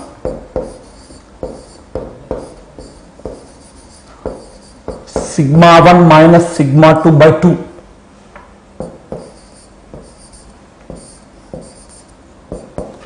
Then this value you are getting 286 point. But in the question is asking what is the ratio of maximum tensile to maximum shear stress.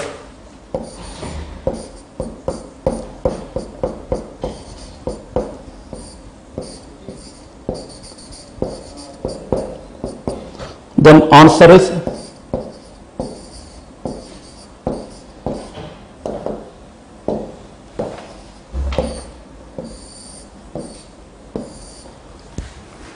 so this is the answer for this question now.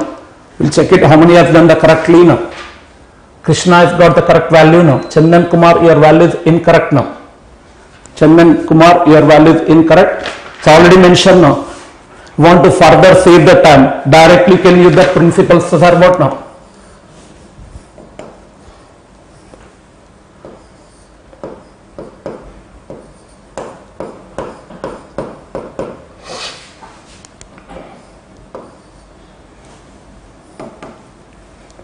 One by ZP.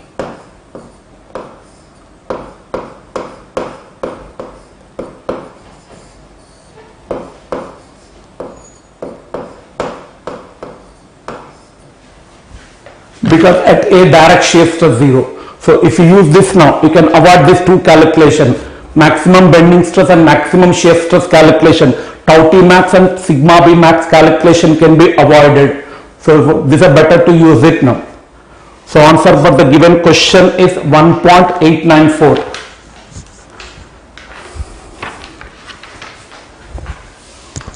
So already almost 6:20. So the allotted time is what now? They asked to complete it within 3 hours, 2:30 to 5:30, but almost is 6:20. So further on almost major topics are covered it. Only the column chapter are not covered it. So I'm going to show the remaining questions. You can try it on your own now. The remaining questions you can try on your own. I will show the remaining questions now. This question is important now. This question you can take the Complete this question now. Answer for this question is going to be A, 36.87 from the principal stress chapter now. Principal answer is A. This is a civil service question. So many times is repeated. Answer for the given question is going to be Delhi. This is Delhi. So try it now. And this is what now? Columns chapter. A solid bar of uniform rectangular cross section of B into B by 2 and length of 10B hinged at both the ends. Minimum temperature rise required to undergo buckling. This question I have explained in the class with a cylindrical bar. But here rectangular bar is given. But the buckling load here at pi square EI minimum upon LE square. Circular means IXX and IYY both are same. But rectangular IXX and IYY are unequal. So you have to take the IXX and IYY, which are the minimum that you have to take it now.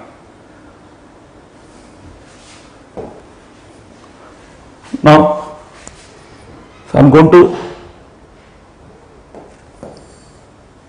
like this now. This is a diagram. Actually, I have already drawn this diagram now. It is hinged at both the ends. Temperature increase, then it will expand it now. Though we have gone through my columns lecture, this you have done it now. This question was repeated in the GATE examination 2 times, but they are given a cylindrical bar. But I taken a rectangular bar. So when the temperature it will try to expand, then the reaction will act as a compressive load. This is compressive load now. So when the buckling will get it now, when this R value greater than the buckling load for a given bar, which one the constant, buckling load is a constant, but R is varies. R is dependent upon the what? A change in temperature. So R is equal to what now?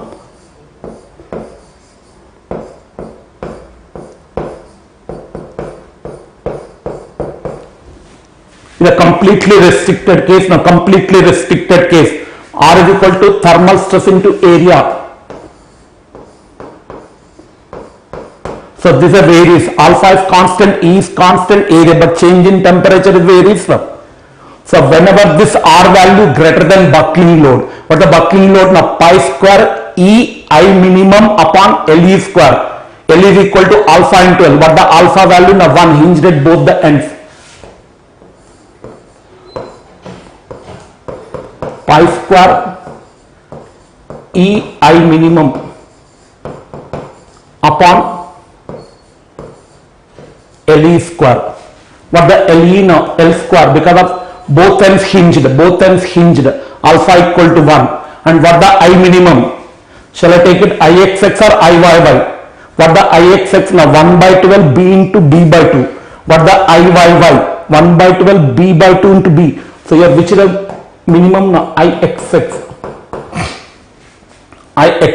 So when the buckling will occur now, this is a constant. For a column, this is a constant. So whenever this value greater than this, now buckling will occur. So what the condition for buckling now?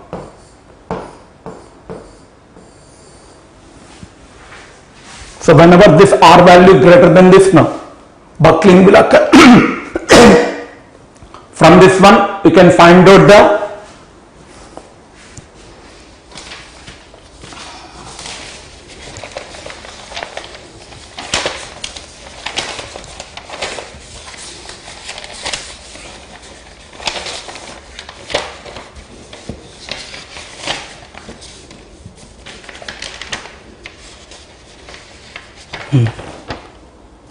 So in this case, from this one you are getting change in temperature is greater than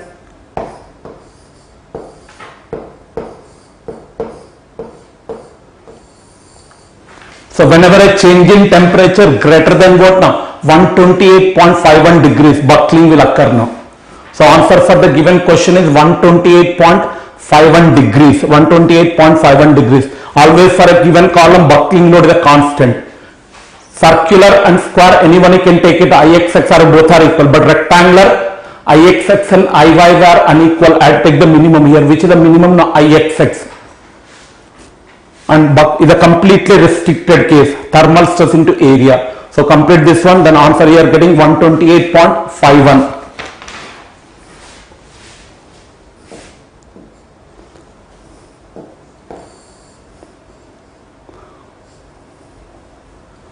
Okay. So this is the answer. One more question will show it. This you can complete it now. This question you can try it now.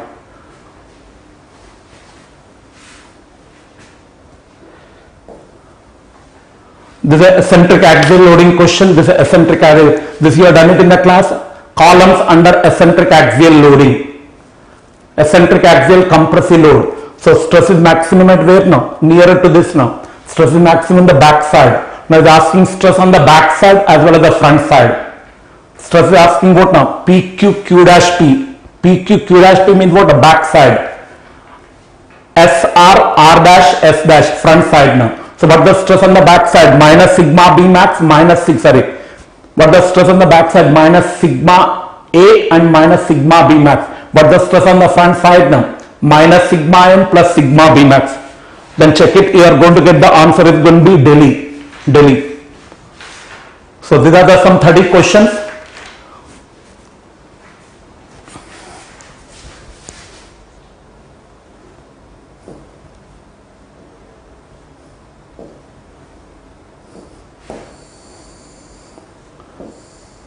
So top you have drawn it now. This type of questions you have done it in the column chapter now.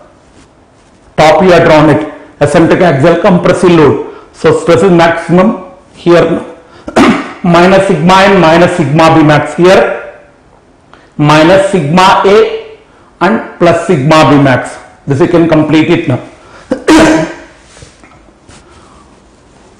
So almost 30 questions are done it. Almost 3 or 45 minutes you have taken. So almost all the important concepts are discussed in the class now. So my suggestion is what now?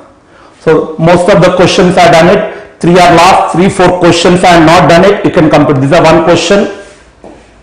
Already explained. This is the second question. This is just now explained. This is the third question.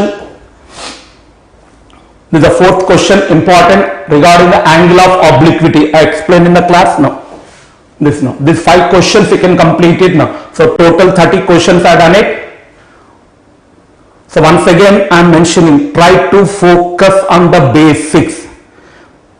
Basics are important, accuracy important and speed is important.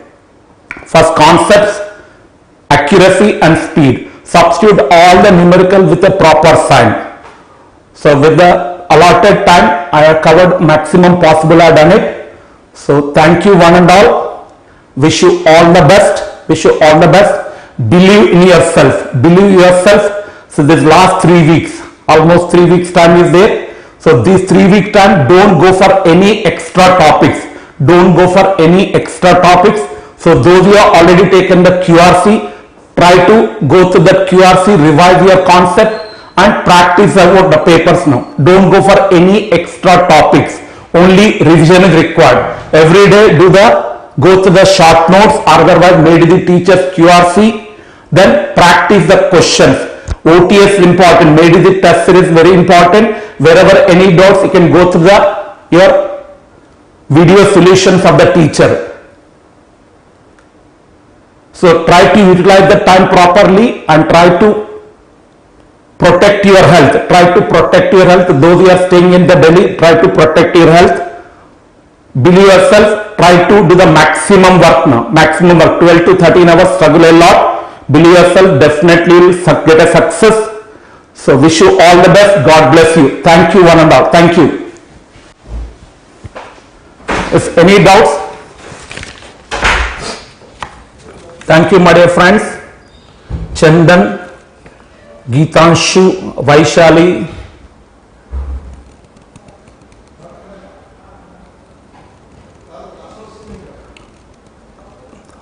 मजेदार class है. Thank you mister comedy Q. Shailendra Kumar, thank you. Thank you. So thank you one and all. Once again, God bless you. Thank you. So already you know my contact number. If any queries, though you attend my lecture, my contact number is there. Try to contact me. Any doubts? So as per my time, I am going to help you now. Thank you and all.